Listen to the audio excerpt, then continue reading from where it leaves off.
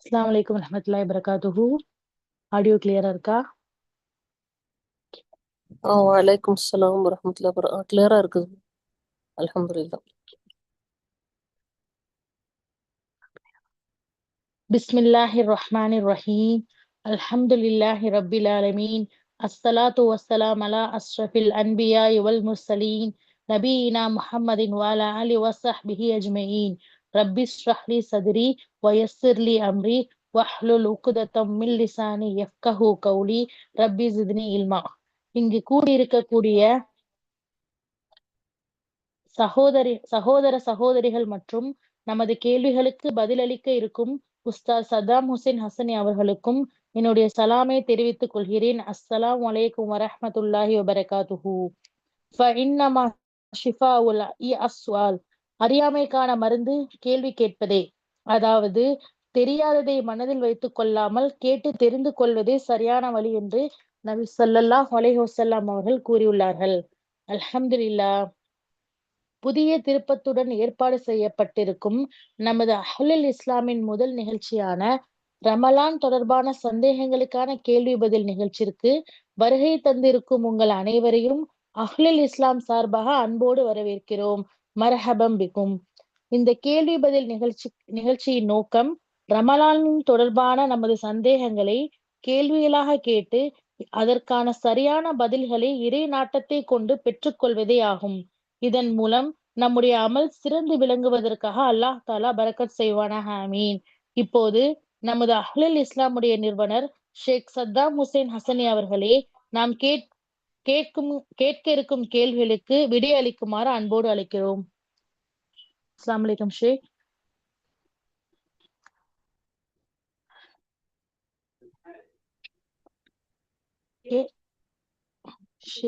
Start பண்ணலாம். கேள்வி கேட்கணும், ஹேண்ட் ரைஸ் பண்ணி வைங்க. அவங்களுடைய நேமை சொல்லி இன்ஷா அல்லாஹ் உஸ்தாத் கூப்பிடுவாங்க, உங்களுடைய கேள்வியை கேளுங்க. அப்புறம் சாட்ல கேள்வி கேட்கறோம், இன்ஷா அல்லாஹ் தாராளமா கேட்கலாம்.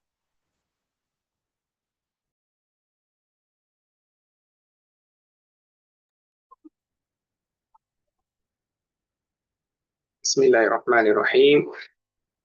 அல்ஹம்துலில்லாஹி ரப்பில் ஆலமீன். வஸ்ஸலாத்து வஸ்ஸலாமு அலா ரசூலில் அமீன் வ அலா ஆலிஹி வ அஸ்ஹாபிஹி அஜ்மஈன் வ மன் தபிஅஹும் பி இஹ்சானின் இலா யௌமிddin. அம்மா பஅத். ரப்பி இஷ்ரஹ் லி ஸத்ரி வ யஸ்ஸிர் லி அம்ரி வஹ்லுல் உக்தத்தம் மின் லிசானி யஃப்கஹு கௌலி. ரப்பி ஜித்னி இல்மா. அஸ்ஸலாமு அலைக்கும் வரஹ்மத்துல்லாஹி வபரகாத்துஹு. அல்ஹம்துலில்லாஹ். பேரன்பிற்குரித்தான சகோதர சகோதரிகளே, அல்ஹம்துலில்லாஹ் இறை அருளால் ஒரு பயனான ஒரு அமர்வில் அல்ஹம்துலில்லாஹ் நாம் அமர்ந்திருக்கிறோம். சில பேருடைய வீடியோ ஆடியோலாம் ஆன் ஆகும், அதை பார்த்து கட் பண்ணி விடுங்க. Admins please take care of it. அல்ஹம்துலில்லாஹ்.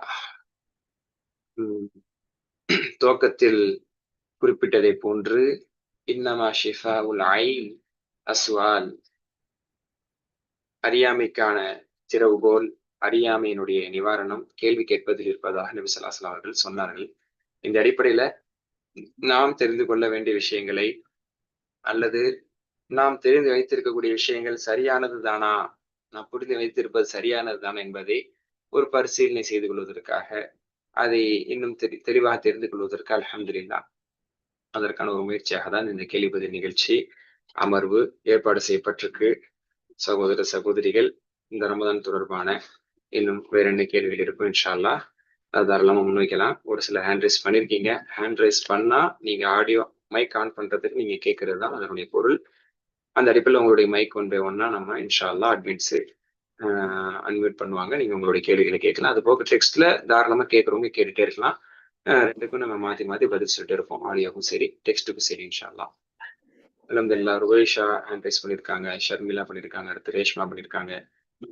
ஒருத்தவங்களே அன்மியூட் பண்ணுங்க, அவங்களுடைய கேள்விகளை அவங்க கேட்கட்டும் இன்ஷா அல்லாஹ். அஸ்ஸலாமு எல்லாம் அலைக்கும் சாத்தி விடுங்க. வலைக்கும் அஸ்ஸலாம் வரஹ்மத்துல்லாஹி வபரகாத்துஹ். என்னோட கேள்வி என்னன்னா, இப்போ நம்ம நிறைய நோன்பு வந்து விட்டுருப்போம். நான் இப்போ வந்து குழந்தை பெற்றிருக்கும் போது அதுக்கெலாம் வந்து நம்ம நிறைய நோன்பு விட்டுருப்போம். அதுக்கு வந்து நம்ம மொத்தமாக சேர்த்து எல்லாத்தையும் நம்ம கணக்கு வச்சா நிறைய வர மாதிரி இருக்குது. அதை வந்து நம்ம வந்து ஃபித்யா கொடுத்து நம்ம இது பண்ண முடியுமா, இல்லை திருப்பி நம்ம அதை பிடிச்சே தான் ஆகணுமா? அதை பெண்களிடமிருந்து நீங்க மீட் பண்ணிக்கிறீங்க. பெண்களிடமிருந்து அதிகமா வரக்கூடிய ஒரு கேள்விதான் இது. அதாவது பிரசவத்தின் காரணத்தினால், பிள்ளை பெற்றெடுத்ததின் காரணத்தினால், பால் கொடுப்பதன் காரணத்தினால், இதனால பெண்கள் நிறைய நோன்பை விடக்கூடிய சூழ்நிலைகள் வரலாம். அந்த நோன்பு பல நோன்புகளாக இருக்கலாம். சில நேரங்கள் 1 வருஷம் 2 வருஷம் அந்த மாதிரிலாம் விடுறதுக்கு, அதுக்கு மேல விடுறதுக்கான வாய்ப்பு இருக்கு. இதுல சரியான ஸ்காலர்ஸ்னுடைய கருத்தை நான் சொல்றேன், நல்லா உள்வாங்கிக்கிறீங்க. பல்வேறு பெண்களுக்கு இது தேவையான ஒண்ணுதான்.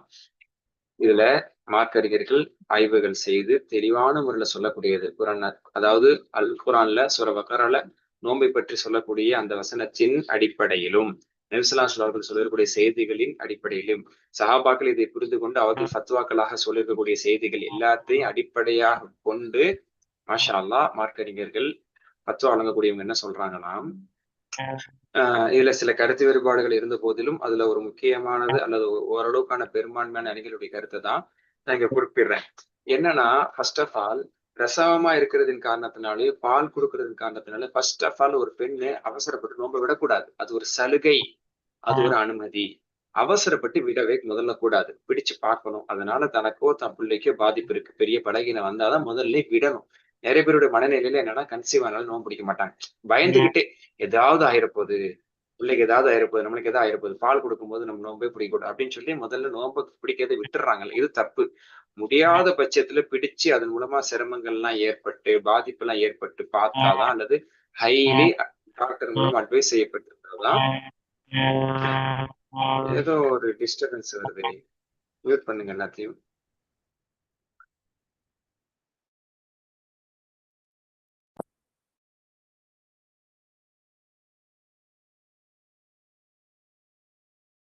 ஓகே, நான் மீட் பண்ணிட்டேன். சிரமங்கள் இருந்தால் மட்டுமே தான் நோம்ப ஃபர்ஸ்ட் ஆஃப் ஆல் விடணும். இதை முதல்ல சகோதரிகள் தெரிஞ்சுக்கணும். சரி, ஓகே, சிரமங்கள் இருந்து இல்லாமல் ஏதோ ஒரு ரீதியில நோம்பு விட்டாச்சு. சில வீடியோ ஆன் ஆயிட்டே இருக்கு, டக்குன்னு பார்த்து கட் பண்ணுங்க. அப்ப வந்து விட்டுட்டோம், என்ன செய்யணும் அப்படின்னு சொன்ன மாதிரி அறிஞர்கள் சொல்லக்கூடிய தெளிவான செய்தியை புரிஞ்சுக்கிறீங்க. அதாவது யாருக்கு நோன்பை விட்டுட்டு திரும்ப பிடிக்க முடியுமோ அவங்க நோன்பை பிடிக்கிறது தான் முறை. பிடிக்க முடியும் என்ற ரீதியில் இருக்கணும். நோப கதா செய்யணுங்கிறது தான் சட்டம். அல்லாஹ் என்ன சொல்றான், முடியாததின் காரணத்தினால், நோயின் காரணத்தினால், என்ன காரணத்தினால், பிரயாணத்தின் காரணத்தில் விட்டதை அதை எண்ணி நீங்கள் வேறு நாட்களில் நோன்பு நோற்றுக் கொள்ளுங்கன்னு சொல்றான். அதனால நோன்பு நோக்க தான் செய்யணும். அது குறைவா இருந்தாதான், இல்ல அதிகமா இருந்தா கிடையாது அப்படின்னு அல்லாஹ் தஆலா சொல்லல. எவ்வளவா இருந்தாலும் அது விட்டதை பிடிக்கணுங்கிறதுதான். அப்போ அதுதான் சட்டம், அதுதான் பெரும்பான்மையான மார்க்கறிஞர்கள் சொல்றாங்க. நீங்க எத்தனை விட்டு இருந்தாலும் சரி, 50ஓ 80ஓ கூடுதலோ குறையுதலா இருந்தாலும் சரி, உங்களுக்கு அல்லாஹ் ஹயாத்தை கொடுத்து ஆரோக்கியத்தை கொடுத்துருக்கான்னா பிடிங்க. ஏன் அந்த முடிவுக்கு வரணும், என்னால பிடிக்கவே முடியாது, தள்ளாத வயதாகி அல்லாஹ் பாதுகாக்கணும், முடியாத அளவுக்கு வயசாகி முடியாத அளவுக்கு உடம்பு சரியில்லாம போயிட்டா அப்ப என்ன சொல்லலாம், இனி நான் ஹயாத்து ஃபுல்லா நோன்பு பிடிக்க முடியாதுங்க அப்படின்னு சொன்னா, அந்த ஒரு நோன்புக்கு ஒரு ஏழைக்கு அவங்க ஃபிதியா கொடுக்கணும், ஏழைக்கும் உணவளிக்கணும். அது எவ்வளவுங்கிறத அடுத்து சொல்றேன். அது இல்லாத வரைக்கும், இப்ப நான் பிள்ளைய பெத்துட்டேன், வளர்த்துட்டேன், இப்ப நான் நல்லா ஆயிட்டேன், 30 வயசுல இருப்பீங்க, 40 வயசுல இருப்பீங்க, 45 வயசுல இருப்பீங்க, 50 வயசுல கூட உதாரணத்துக்கு இருக்கலாம். இனி அல்லாஹ் ஹயாத்து கொடுத்து எனக்கு நான் இன்னும் பல வருஷங்கள் நான் இருக்கிறதுக்கான வாய்ப்பு இருக்கு, அல்லாஹ் எனக்கு ஹயாத்து கொடுத்த வரைக்கும் நான் நோன்பு பிடிக்கிறேன்னு சொல்லி அந்த 50ஓ 80ஓ 90ஓ எவ்வளவோ ஒண்ணா பிடிச்சிட்டே வரணும். அதை வந்து திங்கள் நோம்புகள்ல, வியாழ நோம்புகள்ல, மாசத்துல 3 நோம்புகள், அல்ல மாசத்துல 5 நோம்புகள், 10 நோம்புகள், அதை கதா செஞ்சு ஹயாத்துக்குள்ள பிடிச்சு முடிச்சிடணுங்கிறது சட்டம். அல்லாஹ் ஒண்ணு கஷ்டத்தை கூடுதலா கொடுக்கல. விட்ட நோம்ப பிடிக்கிறீங்க, அல்லாஹ் ஆரோக்கியம் தந்திருக்கா பிடிக்கிறீங்க, அல்லாஹ் ஆயுசு தந்திருக்கா பிடிக்கிறீங்க, அல்லாஹ் வாய்ப்பு தந்திருக்கா பிடிக்கிறீங்க. அப்படிதான் எடுத்துக்கணுமே தவிர ஃபிதியா கொடுக்க கூடாது. ஃபிதியாங்கிறது ஒரு சிலர் சொல்லியிருக்காங்க, அது ஒரு வலுவான கருத்து கிடையாது. அதனால ஃபிதியா யாருக்குன்னா, நிரந்தர நோயாளி, இனி வாழ்நாள் முழுக்க நோன்பே பிடிக்க முடியாது, வயசு கம்மியா கூட இருக்கலாம், ஆனா நிரந்தர நோயாளி, அல்லது தள்ளாத வயதுக்கு போயிட்டாங்க, வயசானவங்க ஆயிட்டாங்க, அதனால நோன்பே பிடிக்க முடியாது, அவங்கதான் நோன்பை விட்டுட்டு ஃபிதியா கொடுப்பாங்க. சரிங்களா? அல்லது ஒரு நோயின் காரணத்தினால, உதாரணத்துக்கு பிரசவத்தின் காரணத்தினால நோன்பு விட்டாங்க, உடம்பு சரியில்லாம நோன்பு விட்டாங்க, உதாரணத்துக்கு ஒரு ஆபரேஷனுக்காகவோ, நோய்க்காகவோ, பிள்ளைக்காகவோ, பிரசவத்துக்காக காரணத்துக்காக விட்டாங்க. பிடிக்கலாம்னு நினைச்சாங்க. அதுக்கப்புறம் பார்த்தா அவங்க நிரந்தர நோயாளி ஆயிட்டாங்க. எல்லாம் பாதுகாக்கணும். ஒரு நிரந்தர நோயாளி ஆயிட்டாங்க. அவங்களால கதாவே பண்ண முடியாது, கதாவே செய்ய முடியாதுன்னா தான் அவங்க ஏழைக்கு உணவளிக்கணும். ஏழைக்கு உணவளிக்குங்கிறது அரசா உணவு கொடுக்கணும். அதாவது அரிசி அப்படிங்கறது எடுத்துக்கிட்டோம்னா நம்ம நாட்டுல அரிசிகள் தான் உணவுக்கானதா இருக்கு. அரசா அப்படிங்கிறது வந்து கிட்டத்தட்ட ஒரு 1.25 கிலோ அளவுக்கு வரும். 1 125 1 150 தான் அதனுடைய இது. ஒரு பேணுதலுக்காக 1.25 கிலோன்னு சொல்றோம். ஒரு நாள் நோம்புக்கு பதிலா 1.25 கிலோ அரிசி கொடுக்கணும். 30 நாள் நோம்புக்கு 30 × 1.25 போடுங்க. கிட்டத்தட்ட எனக்கு தெரிஞ்ச ஒரு 40 கிலோ சம்திங் முன்ன பின்ன வரலாம். அந்த அளவுக்கு அரிசியை கொடுத்துடணும். அல்லது ஒரு சாப்பாடு. அனசரது இல்லாம வயசானவங்கள ஆனதுக்கு அப்புறம் 1 மாசம் நோம்பு வைக்க முடியாம போனதுக்கு 30 ஏழைகளுக்கு உணவு அடிச்சிருவாங்க.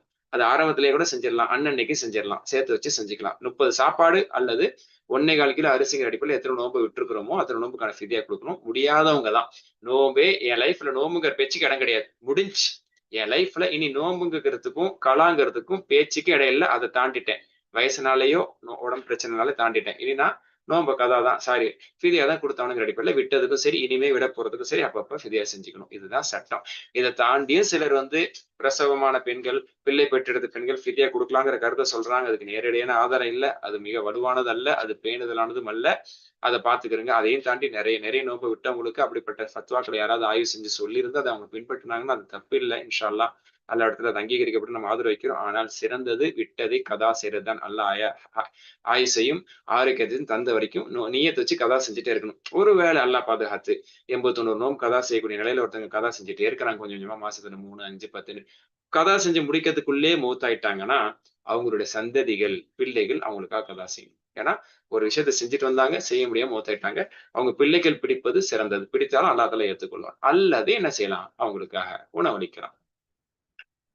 அல்லாஹ் அலம். அடுத்து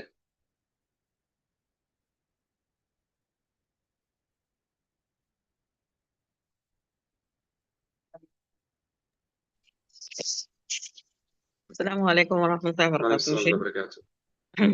இந்த மினி மார்ட், சூப்பர் மார்க்கெட் வச்சிருக்கிறாங்கல்ல, கிராசரிஸ் எல்லாம் விக்கிறவங்க, அவங்களுடைய எல்லா வியாபார பொருளுக்கும் ஜகாத் உண்டு அப்படின்னு உங்களோட ஒரு ஸ்பீச்ல நான் கேட்டேன்.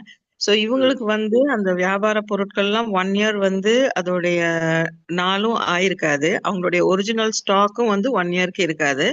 ஏன்னா அந்த பொருள் வர வர வர வர they will do it. புரிஞ்சுக்கிட்டேன். ஒரு வாரம் கூட சில ஸ்டாக் இருக்காது. 10 நாள் கூட இருக்காது. 2 நாள் கூட இருக்காது. அன்னன்னைக்கு காலி பண்றது இருக்கு. பால் போறதெல்லாம். இதுக்கு வந்து அந்த 1 இயர்ங்கிற கண்டிஷன் அப்ளை ஆகுமான்னு கேக்குறீங்க? அவங்களுடைய பொருட்குள்ள ஜகாத் எப்படி கனெக்ட் பட்டு அவங்க கொடுப்பாங்க? சிம்பிள் தான். இது எப்படி தெரியுமா? அதாவது வருடம் அவங்க ஜகாத் கொடுக்கக்கூடிய டைம் வரும் பொழுது அப்ப அவங்கள்ட்ட என்ன ஸ்டாக் இருக்கோ அந்த ஸ்டாக்ல இருக்கக்கூடிய வேல்யூ வச்சு தான் கொடுப்பாங்க. இது நேத்து வந்த சரக்கு, இது முந்தானத்து வந்தது, போன மாசம் வந்ததெல்லாம் கிடையாது. ஓவரால் அவங்க ஜகாத் எலிஜிபிள் ஆயிட்டாங்க. சூப்பர் மார்க்கெட் வச்சிருக்காங்க, மளிகை கடை வச்சிருக்காங்க, வாட் எவர் இட் இஸ், மத்த கடை கூட வச்சிருக்காங்க. அவங்களை பொறுத்த வரைக்கும் அவர் ஜகாத் கொடுக்கக்கூடிய எலிஜிபிளா இருக்காரு. வருஷம் ஃபார் எக்ஸாம்பிள் ரமதான்ல கொடுக்குறாரு. போன வருஷம் ரமதான்ல அவர் கடையினுடைய ஸ்டாக்க பாப்பாரு. எஸ்டிமேட் போட்டு ஓகே 1.25 லட்சம் ரூபாய்க்கு நம்மளோட பொருள் இருக்கு. 1.25 லட்ச ரூபாய் இந்த 1.25 லட்ச ரூபாய் பொருளுக்கு சரக்குக்கு நான் ஓனர். அதனால இந்த 1.25 லட்ச ரூபாய் பொருளுக்கு அல்லது 2 லட்சம், இந்த 2 லட்ச ரூபாய் சரக்குக்கு நான் ஓனர். இந்த 2 லட்ச ரூபாய்க்கு நான் ஜகாத் கொடுத்துறேன். அடுத்த வருஷம் கணக்கு போடும்போது 4 லட்சமா இருக்கலாம், அல்லது அல்லாஹ் காப்பாத்தி ஒருவேளை குறைஞ்சிருக்கலாம், 1.5 லட்சமா இருக்கலாம், அல்லது 10 லட்சமா இருக்கலாம். இது நேத்து தானே வந்துச்சு, போன மாசம் தானே வந்துச்சுன்னா பார்க்க தேவையில்லை. அதாவது ஒரு வருஷத்துல கடை கணக்குல என்ன இருக்குதோ அதை தான் பார்க்கணும். இண்டிவிஜுவல் பொருளை பார்க்க கூடாது. வருஷம் அவங்க ஜகாத் கொடுத்தே வர்றாங்க, அப்ப இருக்கிற சரக்குக்கும் கொடுத்துட்டு வருவாங்க. அப்படிதான்.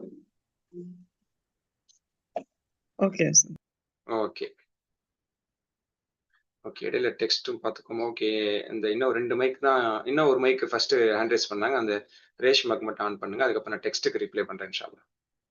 அஸ்ஸலாமு அலைக்கும் வரஹ்மத்துல்லாஹி வபரகாத்துஹு உஸ்தாத். வலைக்கம் வரகாத்துஹு. உஸ்தாத், ரமதான் மாதத்துல வந்து நம்ம குர்ஆன் ரிசைட் பண்றது, இரவு தொழுகை, அப்புறம் வந்து நோன்பு, இல்ல சதகா செய்யறது, இது 3மே வந்து ஆக சிறந்த நன்மையை நமக்கு பெற்று தரும். ஆனா இந்த 3 அமல்கள்ல நீங்க இந்த விஷயத்த நீங்க நல்லா பற்றி பிடிச்சுக்கோங்க, இது ஆக சிறந்த நன்மையை கொடுக்கும் அப்படின்னா அது எதை உஸ்தாத் நம்ம சொல்லலாம்? அதாவது அமல்கள் பொறுத்த வரைக்கும் பல்வேறு வேறுபட்டதா இருக்குல்ல. இது 3லயே என்ன சிறந்தது, அல்லது நீங்க ஒரு 5 சொல்லிட்டு இந்த 5ல என்ன சிறந்ததுன்னு சொல்லலாம், அல்லது ஒரு 10 சொல்லிட்டு இந்த 10ல எது சிறந்ததுன்னு கூட கேட்கலாம். முக்கியமா என்னன்னா அல்லாஹ் பொறுத்த வரைக்கும் ரசூல் ஸல்லல்லாஹு அலைஹி வஸல்லம் நோன்புடைய முதல் நாள்ல ஒரு அறிவிப்பு செய்யறாங்க சஹாபாக்கள்கிட்ட. அந்த சஹாபாக்கள்கிட்ட அறிவிப்பு செய்யும்போது நோன்பு வந்து விட்டது, உங்களிடத்துல ரமதானுடைய மாதம் வந்து விட்டதுன்னு சொல்லி ரமதானுடைய முதல் பிறையிலேயே முதல் நாள்லயே ஒரு அறிவிப்பு செஞ்சுட்டு யா பாகியல் ஹைர் அக்பில்ங்கிறாங்க. நன்மைகளை தேடுபவர்களை முன்னேறுங்கிறாங்க, பாவத்தை செய்பவர்களை தடுத்துக் கொள்ளுங்கிறாங்க. அப்ப ஹைர்னா என்ன? இஸ்லாத்தை பொறுத்தவரைக்கும் ஹைர் என்று இதெல்லாம் சொல்லப்பட்ட ஃபமை ஆமல் மிஸ்கால தரத்தின் ஹைரம் ஏறம். ஒரு அணு அளவு நன்மை செய்தாலும் ஹைர் செய்தல் ஏற்றுக்கொள்ளப்படும். அப்ப ஹைருன்னா என்ன? அது ரெஸ்ட்ரிக்டட் கிடையாது, எல்லாமே ஹைரு தான். அதாவது இபாதாவா ரசூலுல்லாஹி ஸல்லல்லாஹு அலைஹி வஸல்லம் நம்ம கற்றுத்தந்த ரசூலா வாழ்க்கையில் இருக்கக்கூடிய தொழுகை, நோன்பு, ஜக்காத்து, தர்மம், இத்திகாஃப், சதக்கா, நன்மை ஏவுறது, தீமை தடுக்கிறது, பெற்றோருக்கு பணிவிடை செய்வது, குரான் ஓதுறது, ஸலவாத் ஓதுறது, திக்ர் செய்வது, காலை மாலை தஸ்பீகள் செய்வது, துவா செய்வது, இப்படின்னு ஹைர் என்று இஸ்லாம் எதெல்லாம் சொல்லிருக்கு எல்லாமே ஹைர் தான். அதனால இதை கூடுதலா செய்யணும், அது குறைவா செய்யணுங்கிறதுக்கு நம்ம முதல்ல அப்படி ரெஸ்ட்ரிக்ட் பண்ணிக்க தேவையில்லை. ஏன்னா ரசூலா முதல் நாள் என்ன சொல்றாங்க? ஹைரை அதிகப்படுத்திக் கொள்ளுங்கள். அப்ப ஹைர் என்று ரசூலா வாழ்க்கையில் செய்த எல்லாத்தையும் செய்யணும். சரி, இருந்தாலும் இன்னும் கொஞ்சம் நான் சிறந்த ஹைரை செய்யறேன், நீங்க இன்னும் கொஞ்சம் க்ளோஸ்ல கேட்கணும்னு நினைக்கிறீங்கன்னா, ரசூலுல்லாஹி ரமதான்ல ரொம்ப முக்கியத்துவம் கொடுத்தது 2 விஷயம். என்ன அப்படின்னு சொன்னா, ரமதான் வந்து விட்டால் நபி அவர்கள் வீசும் தென்றலை போன்று வாரி இறைப்பார்கள் வருது. அப்ப சதக்காவை அதிகமா செய்யணும். ஏன்ற அளவுக்கு இப்ப போன கேள்வி கேட்டாங்க, ஜக்காத் கொடுக்கறது நம்மளுடைய கட்டாய கடமையான ஜக்காத்துங்கிறது முடிஞ்ச அளவுக்கு கொடுத்துணும். அது ரமதான் தான் கொடுக்கணும் அவசியம் கிடையாது. ரமதான்ல கொடுக்குறவங்க அதை கனெக்ட் பண்ணி ரமதான்லயே கொடுத்துருவாங்க. இல்லைனாலும் தர்மம் அப்படிங்கிறது ஒரு நாளைக்கு 5, 10, 20, 30, 50, 100 நம்மளால ஏன்ற அளவுக்கு பெரியவங்களோ சின்னவங்களோ நம்மளால நம்மள்ட்ட இருக்கக்கூடிய பாக்கெட் மணி வச்சோ இல்ல நம்ம வச்சிருக்கக்கூடிய ஏர்னிங்ஸ் வச்சோ சேவிங்ஸ் வச்சோ தர்மத்தை செஞ்சுக்கிட்டே இருந்தா ரசூல் அதிகமா செஞ்சிருக்காங்க. இது ஒண்ணு ரமதான்ல அதிகமா செய்யணும்னு சொல்லலாம். 2வது குரான் ஓதுறது. குரான் தான் ரசூல் ஸல்லல்லாஹு அலைஹி வஸல்லம் ரமதான்ல முழுசா ஜிப்ரீல் இஸ்லாம் ஓதி காட்டுவாங்க. ஜிப்ரீல் இஸ்லாம் இவங்கள்ட்ட ஓதி காட்டுவாங்களா வருதுல. அதனால குரான் அதிகம் ஓதிட்டே இருக்கணும். குரானுக்கு அதிகமா நேரத்தை செலவு பண்ணணும். அந்த குரானை பொறுத்த வரைக்கும் ஓதவே தெரியாதவங்க ஓத கத்துக்கிறதுக்கு நிறைய டைம் ஸ்பெண்ட் பண்ணணும். அரை குறையமா ஓதுறவங்க நல்லா ஓதுறதுக்கு முயற்சி எடுக்கணும். தஜ்வீதே இல்லாம ஓதுறவங்க ஒரு தஜ்வீதோட ஓதுறது ரசூல் எப்படிதானே ஓதுறாங்கன்னு சொல்லி அதுக்கு முயற்சி எடுக்கணும். நல்ல தஜ்வீதோட ஓதுறவங்க, ஓரளவுக்கு குறைவா ஓதுறவங்க அதிகமா ஓதுறதுக்கு முயற்சி எடுக்கணும். வெறுமனே ஓதிக்கிட்டே மட்டும் இருக்கிறவங்க பொருள் தெரிஞ்சு கொள்வதற்கு முயற்சி எடுக்கணும். இப்படி குரானுடைய அடுத்தடுத்த கட்டத்துக்கு போறதுக்கான ஸ்டெப்ல நம்ம யூஸ் பண்ணோம்னா குரானுக்காக இந்த அடியான் நேரத்தை செலவு செய்யறா, நல்லாவுடைய அருள் அதிகமா அவர்களுக்கு கிடைக்கும். அதே மாதிரி இன்னும் நம்ம அதிகமா ஓதிட்டு இருக்கிறதுமே சிறப்பு தான். ஏன்னா நிறைய சஹாபாக்கள் உஸ்மான் ரலியல்லாஹு அன்ஹு, தமீம் தாரி ரலியல்லாஹு அன்ஹு ஒரு குரானை ஓதி முடிச்சிருவாங்க. ரமதான்ல ஒரு நாளைக்கும் ஒரு குரான் ஓதி முடிச்சிருவாங்கன்னு வருது. இதெல்லாம் சிறந்த சஹாபாக்கள் வாழ்க்கையில இருந்து வருது. அதே மாதிரி இமாம் புகாரி 40 குரான் ஓதுறாங்கன்னு வருது. தெளிவான செய்திகளே வருது. ஷாஃபி ரஹ்மத்துல்லாஹி 60 குரான் ஓதுறாங்கன்னு வருது. இன்னொருத்தவங்க சயீத் பின் ஜுபைர் இப்னு அப்பாஸுடைய மாணவர் 15 குரான் ஓதுவாங்க, 2 நாளைக்கு ஒரு குரான் படிப்பான்னு வருது. அப்போ அதிகமா ஓதுறதுக்கு முக்கியத்துவம் கொடுத்துருக்காங்க. அப்ப நமக்கு முன்னால் வாழ்ந்த மார்க்கறிஞர்கள் எதற்கு அதிகமான நேரத்தை செலவு பண்ணாங்க அப்படின்னா அவங்க மார்க்கத்தை புரிஞ்சிருக்காங்க. அல்லாஹ்வையும் ரசூலையும் மார்க்கத்தையும் அவங்க நல்லா புரிஞ்சிருக்காங்க. ரசூல்லா காலத்துக்கு நெருக்கமா இருக்காங்க. அவங்க காலத்துல சஹாபாக்களை பார்த்து அந்த பழக்கத்தை செஞ்சிருக்காங்க. ரசூல்லா பார்த்து சஹாபாக்கள் செஞ்சிருப்பாங்க, சஹாபாக்களை பார்த்து தாபீர்கள் செஞ்சிருப்பாங்க. அப்ப மாஷா அல்லாஹ் சஹாபாக்கள், தாபீன்கள், ஃபுகாக்கள், முஹத்திஸிகள், முஃபஸ்ஸிர்கள் வாழ்க்கையில பார்க்கும்போது ரமதான் வந்துட்டா குரானுக்கு நேரம் அதிகமா கொடுப்பாங்கிறாங்க. அதனால செல்வம் உள்ளவங்க முடிஞ்ச அளவுக்கு அதிகமா தாராளமா செலவு செய்யணும். குறைவா உள்ளவங்க முடிஞ்ச அளவுக்கு குறைவாவது செலவு செய்யணும். குரான் அதிகமா ஓதணும். இதுக்கு முக்கியத்துவம் கொடுக்கணும். ஆனா அது மத்த எந்த அமலும் இல்லாம போயிடக்கூடாது. இது அதிகமா செய்யணும், மத்ததும் இருக்கணும். இப்ப இபாதத்துங்கிற வேலையத்துல சில பேர் என்ன செய்வாங்கன்னா, வாப்பா அம்மாவுக்கு வேலை செய்யறத பழுவா நினைப்பாங்க. இந்த மாசத்துல நான் ஒரு நேரம் ஒரு 1/2 ஜூஸ் ஓதிருப்பேனே, இந்நேரம் நான் இத்தனை தஸ்பீ செஞ்சிருப்பேனே, இம்மாக்கு வேலை செய்யற மாதிரி ஆயிடுச்சு, அத்தாக்கு வேலை செய்யற மாதிரி ஆயிடுச்சுன்னு சொல்லி நம்ம என்ன செய்யக்கூடாது, அவங்க ஹெல்ப் பண்றத சாதாரணமா நினைக்கக்கூடாது. அது பணிவிடையா இருக்கணும். தேவையில்லாததா இருக்கு அப்படின்னா அதை நம்ம தவிர்த்துக்கலாம். அதை அவங்களுக்கு பக்குவமா சொல்லி புரிய வைக்கலாம். அவங்களுக்கு அவசியமான ஒரு ஹெல்ப் அப்படியான விஷயம் இருந்ததுன்னா அதுவும் பெரிய பெரிய பாக்கியமானது. ரமதான்ல எல்லா ஹைரும் இருக்கணும். அல்லாஹ் ஹைருன்னு தான் சொல்றானே தவிர இபாதான்னு மட்டும் சொல்லல. இபாதத்தை செய்பவர்களை முன்னோக்கங்கள் ரசூலா சொல்லல, ஹைரை செய்பவர்களை அப்ப ஹைருங்கிறது அல்லாஹ்வுக்கு செய்வது, அடியார்களுக்கு செய்வது எல்லாமே தான் அதுல அடங்கும். அதனால நன்மை என்று எதுவெல்லாம் இருக்கிறதோ அது எல்லாத்துலயும் நம்ம பங்களிப்பு அங்கங்க கொடுத்துட்டே இருக்கணும். கூடுதல் எதுல கொடுத்துருக்கணும், அதிகமான இன்வெஸ்ட்மெண்ட் எதுல இருக்கணும், குரானுக்காக இன்ஷா அல்லாஹ் இருக்கணும், தர்மத்துக்கு அதிகமா இருக்கணுங்கிறத நம்ம இதுல இருந்து எடுத்துக்கொள்ள முடிகிறது. இன்ஷா அல்லாஹ் அல்லாஹ் இதை கடைபிடிப்பதற்கான வாய்ப்பை நான் அனைவரும் தரப்பனாமி. சரி உஸ்தாத், செகண்ட் கொஸ்டின் ஒன்று இருக்கு, கேட்கட்டுமா? கேளுங்க. சஹர் மற்றும் இஃப்தார் உணவுல வந்து நம்ம எந்த மாதிரியான சமநிலையை நம்ம வந்து பேணணும் உஸ்தாத், சுன்னாவின் அடிப்படையில? அதாவது சஹரையும் இஃப்தாரையும் நபி ஸல்லல்லாஹு அலைஹி வஸல்லம் அவர்கள் அதிகப்படுத்துங்கன்னு சொல்லல, குறைச்சிக்கங்கன்னு சொல்லல. உணவு விஷயத்துல நபி ஸல்லல்லாஹு அலைஹி வஸல்லம் ரெஸ்ட்ரிக்ட் பண்ணல. அது சஹரை தாமதிங்க, இஃப்தாரை முற்படுத்துங்கன்னு சொன்னாங்க. பேரிச்சம்பழம், தண்ணீர் இது மாதிரி இஃப்தார்ல பயன்படுத்துறது ரசூலுல்லாஹ் சிறந்ததா சொன்னாங்க. நோன்பு திறக்கிறதுக்கு சஹரை விடாம கண்டிப்பா கடைபிடிங்கன்னு சொன்னாங்களே தவிர ரொம்ப சாப்பிடலாங்கிறதோ இல்ல அறவே சாப்பிடக்கூடாதுங்கிறதோ இல்ல ரொம்ப குறைவா சாப்பிடுங்க அதான் பரக்கத்துன்னு அப்படிலாம் ரசூலுல்லாஹ் சொல்லல. அவருடைய தேவைக்கு ஏற்றவாறு அவங்களுடைய உடலுக்கு தோதுவாக சாப்பிடலாம். ஆனா என்ன, அளவுக்கு மீறி சாப்பிடுறது பொதுவா இஸ்லாம் விரும்பல. அது நபி வழிக்கு முரணானது. அதனால உணவு என்பது ஓரளவுக்கு இருக்கணும், தண்ணீருங்கிறது ஓரளவுக்கு இருக்கணும், காலி இடங்கிறது ஓரளவுக்கு இருக்குங்கிறது அவங்களுக்கு கட்டுத்தரப்பட்ட வழிமுறை. அந்த அடிப்படையில ஒரு நடுநிலையாக உணவு எடுத்துக்கொள்வதுதான் சிறந்தது. அளவுக்கு அதிகமா உணவு எடுத்து ஏப்பம் வரக்கூடிய அளவுல சுபோ நிதானமா தொழ முடியாத அளவுக்கு ஒரு மூமின் சாப்பிட்டுறாரு அப்படின்னா அது சிறந்ததில்லை. அல்ல அதை விரும்ப மாட்டான். சுண்ணத்துறது கூட மனசு இருக்காது சில பேருக்கு, அப்படி போய் உட்கார்ந்துருவாங்க. ஆண்களை பாக்குறேன், ஏன்னா அவ்வளவு உண்டது ஓரமா உட்காந்துருப்பாங்க. இகாம சொன்னதுக்கு அப்புறம் கஷ்டப்பட்டு எந்திரிச்சு வந்து கடகடன் தொழுதுட்டு போய் தூங்கிடணும்னு நினைப்பாங்க. இப்படி இபாதத்துல ஆர்வம் இல்லாத அளவுக்கு ஆண்களையோ பெண்களையோ ஆக்கக்கூடிய அளவுக்கு அதிகமா சாப்பிடுற, ஒரு சைதா செய்யறது கூட ரிலாக்ஸா செய்ய முடியாத அளவுக்கு சாப்பிடுறதுலாம் தப்பு. அது ஆரோக்கியமும் கிடையாது. அதனால ஓரளவுக்கு பொதுவா நம்ம எப்பவுமே எப்படி சாப்பிடுவோம், பொதுவா சாப்பாடுங்கிறது 3 வேளை சாப்பிடும்போது நம்ம அள்ளி கட்ட மாட்டோம். ஆனா அந்த சஹர்ல மட்டும்தான் அள்ளி கட்டக்கூடிய நிலைமை இருக்கு. அந்த மாதிரி அள்ளி கட்டக்கூடாது. பொதுவாக 3 வேளை சாப்பிடும்போது ஒரு வயிறு நிறைவா திருப்தியா சாப்பிடுவோம்ல, அந்த மாதிரி சாப்பிட்டுக் கொள்ள வேண்டும். இஃப்தார் அதே மாதிரிதான். மகரிப தொழுவுறதுக்கு அது ஒரு அளவுகளுக்காக தான் நம்ம இதை சொல்றோம். ஒரு மகரிப ரிலாக்ஸா தொழுவுறதுக்கு நம்ம எந்த அளவுக்கு சாப்பிட்டா சரியா இருக்குமோ அந்த மாதிரி போதுமான அளவுக்கு நம்ம இஃப்தார் சாப்பிட்டுட்டு அதுக்கப்புறம் தேவையான அளவுக்கு நம்ம சாப்பிட்டுக்கலாம். மற்றபடி இல்ல ரொம்ப ஸ்ட்ரிக்டான ரூல்ஸ் இல்ல, கூடுதலா சாப்பிடுங்க குறைவா சாப்பிடுங்கன்னு சொல்லி. அதுல இபாதாவோட எந்த விதமான குறைபாடு வராத அளவுக்கு ஒருத்தர் சாப்பிடுறது அது அவருக்கு அழகு அப்படின்னு நம்ம சொல்லலாம். இன்ஷா அல்லாஹ். உஸ்தாத், கேளுங்க. ரமலான் மாசத்துல ஒரு ஒரு நன்மைக்கு 70 நன்மைன்னு சொல்லுவாங்கல்ல உஸ்தாத். ஆஹ் இப்ப ஆஹ் நோன்புக்கு உண்டான நன்மை, ஒரு நாளுக்கு உண்டான நோன்புக்கு உண்டான நன்மை என்ன உஸ்தாத்? சொல்றேன். ரமதான் மாதத்தில் ஒரு நன்மை செய்தால் 70 நன்மைக்கு சமமானது என்பதும், ரமதான் மாதத்தில் ஒரு நஃபிலனுடைய நன்மை ஃபர்லுக்கு சமமானது என்பது பலகீனமான விஷயம். அது ஆதாரப்பூர்வமான செய்தி கிடையாது. சரிங்களா? ரமதான் மாதத்தில் அல்லாஹ் நன்மைகள் அதிகமா கொடுக்குறான். அது 70ன்னு சொல்றதுக்கு இல்லை. ஏன் 1க்கு 700 மடங்கு அல்லாஹ் தஆலா நன்மை தர்றேங்கிறானே, அப்ப அது எங்க போயிடுச்சு? அது ரமதான் அல்லாத காலத்திலும் இருக்கு. 1க்கு 700 மடங்கு வரைக்குமே நன்மை கிடைக்குது. அதனால அப்படிப்பட்ட இதை விட ஒரு பெரிய 10 மடங்கு சிறந்த வாக்குறுதி இருக்கு. அது நம்ம மைண்ட்ல நிக்கிறது இல்ல, சிந்தனையில நிக்கிறது இல்லை. ஆனா ரமதான்ல மட்டும் 1க்கு 70 நினைச்சுக்கிறாங்க. ஏன் 1க்கு 70? 1க்கு 700 இருக்கு. அது ஏன் ரமதானுக்கு மட்டும்? ரமதான் அல்லாத காலத்துல இருக்கு. ஏங்க ரமதான் அல்லாத காலத்திலேயே 1க்கு 700 மடங்கு வரைக்கும் 10 மடங்குங்கிறது மினிமம். சரிங்களா? அஷ்ர அம்சாலிஹா அல்லாஹ் குரான்லயே சொல்றான். 1க்கு 10 நன்மை தரது மினிமம். ஒரு இடத்துக்கு 10 நன்மை ரசூலா சொன்னாங்கல்ல, குரான் ஓதுறது எல்லாத்துக்குமே பொருந்தும். 1க்கு 10ங்கிறது மினிமம் கேரண்டி. இஹ்லாஸுக்கு தோதுவாக நம்மளுடைய இறைச்சத்துக்கு தோதுவாக 700 மடங்கு வரைக்கும் கிடைக்குங்கிறது மேக்சிமம் கேரண்டி. அந்த மேக்சிமம் கேரண்டிங்கிற ரமலான் அல்லாத காலத்துல இருக்கும்போது ஏன் ரமதான் இருக்காது? அது இன்னும் அதிகமாக்கி தருவோம். நம்ம எல்லாட்ட ஆதரவிக்கிறோம். அதனால 1க்கு 70ங்கிறது சரியான ஒரு செய்தி அல்ல. 2வது நஃபிலுக்கு ஃபர்துடைய நன்மை கிடைக்கும். ஒரு ஃபர்லுக்கு 70 ஃபர்லுடைய நன்மை கிடைக்குங்கிறது பலகீனமான செய்தி. அப்படிலாம் இல்லை. அதனால அந்த செய்தியை நம்ம சிந்திக்கணுங்கிற அவசியம் இல்லை. ஏன்னா ரமதான் என்பது அருள் வளம் நிறைந்த மாதம். அல்லாஹ்வுடைய சொர்க்க வாசல் திறந்திருக்கக்கூடிய, நரக வாசல் அடைத்திருக்கக்கூடிய ஒரு மாதம். அப்ப இந்த மாதத்தில் நாம் செய்யக்கூடிய செயல்கள் காரணத்தால சொர்க்கத்தின் பக்கம் அதிகமா நாம் நெருங்குறோம், நரகத்தை விட்டு அதிகமா தூரமாகிறோம். அப்ப எப்படி அதெல்லாம் கிடைக்கும்? நிறைய நன்மைகள் கிடைச்சதானே கிடைக்கும். அப்ப நிறைய நன்மை அல்லாஹ் அள்ளி கொட்டுறான் அப்படிங்கறத நம்ம இன்ஷா அல்லாஹ் புரிந்து கொள்ளலாம். ஓகே, இப்ப நான் டெக்ஸ்டுக்கு வரேன். 4 பேர் ஹேண்ட் ரைஸ் பண்ணிருந்தீங்க, 4 பேர் வாய்ப்பு கொடுத்துட்டோம். Let me come to the text messages. முதல் கேள்வி டெக்ஸ்ட்ல, நோயாளிக்கு பாதுகாவலராக மருத்துவமனைக்கு செல்ல இருப்பவர் மருத்துவமனை சேராமல் ஓய்விடுகிறது, அதனால் நோன்பு விடலாமா? அப்படி விட்டால் பரிகாரம் என்ன? அதாவது நோயாளி உடம்பு சரியில்லைங்கிறனா நோன்பு விடுறாங்க. ஹெல்பிங்கா நம்ம போறோம். சில ஊர்கள் எல்லாம் அல்லது சென்னையிலே கூட அல்லது வெளியூர்களில் பெரும்பாலும் மருத்துவத்துக்காக கூட்டிட்டு போறதுல நிறைய சிரமம் இருக்கு. பஸ்ல போகணும், இறங்கணும், நடக்கணும், ஆட்டோல போகணும், பல நேரம் காத்திருக்கணும், இப்படி எல்லாம் இருக்குது. இப்ப நோன்பு விடலாமான்னு கேக்குறீங்க. ஒரே ஒரு விஷயம் மட்டும் நான் சொல்றேன். நோன்பை விடலாம் அப்படிங்கிறத பொறுத்த வரைக்கும், சிரமத்தினால விடலாம் அப்படிங்கிறத பொறுத்த வரைக்கும் உங்க உள்ளத்தோட நம்மளோட உள்ளத்தோட கேட்டுக்கணும். என்னால கொஞ்சம் கஷ்டப்பட்டாவது இந்த நோன்பை பிடிக்க முடியுமா முடியாதா? கொஞ்சம் சிரமம் இருந்தாலும் இதை நம்ம பிடிக்க முடியுமா முடியாதுன்னு கேளுங்க. நம்ம உள்ளமே பதில் சொல்லும், இல்ல உன்னால முடியும்னு சொல்லி. சின்ன சின்ன சிரமத்துக்காக நோன்பை விடணுங்கிற கட்டத்துக்கு வரவே கூடாது. அது நஃபீலான நோன்பா இருந்தா சின்ன சின்ன காரணத்துக்காக கூட விடலாம்.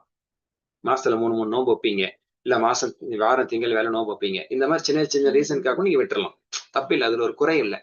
ரமதானுடைய நோன்பு என்பது இந்த மாதத்தை அடைந்தவர்கள் கட்டாயமாக ஃபர்தாக நோன்பு வைக்க வேணுங்கிறான்.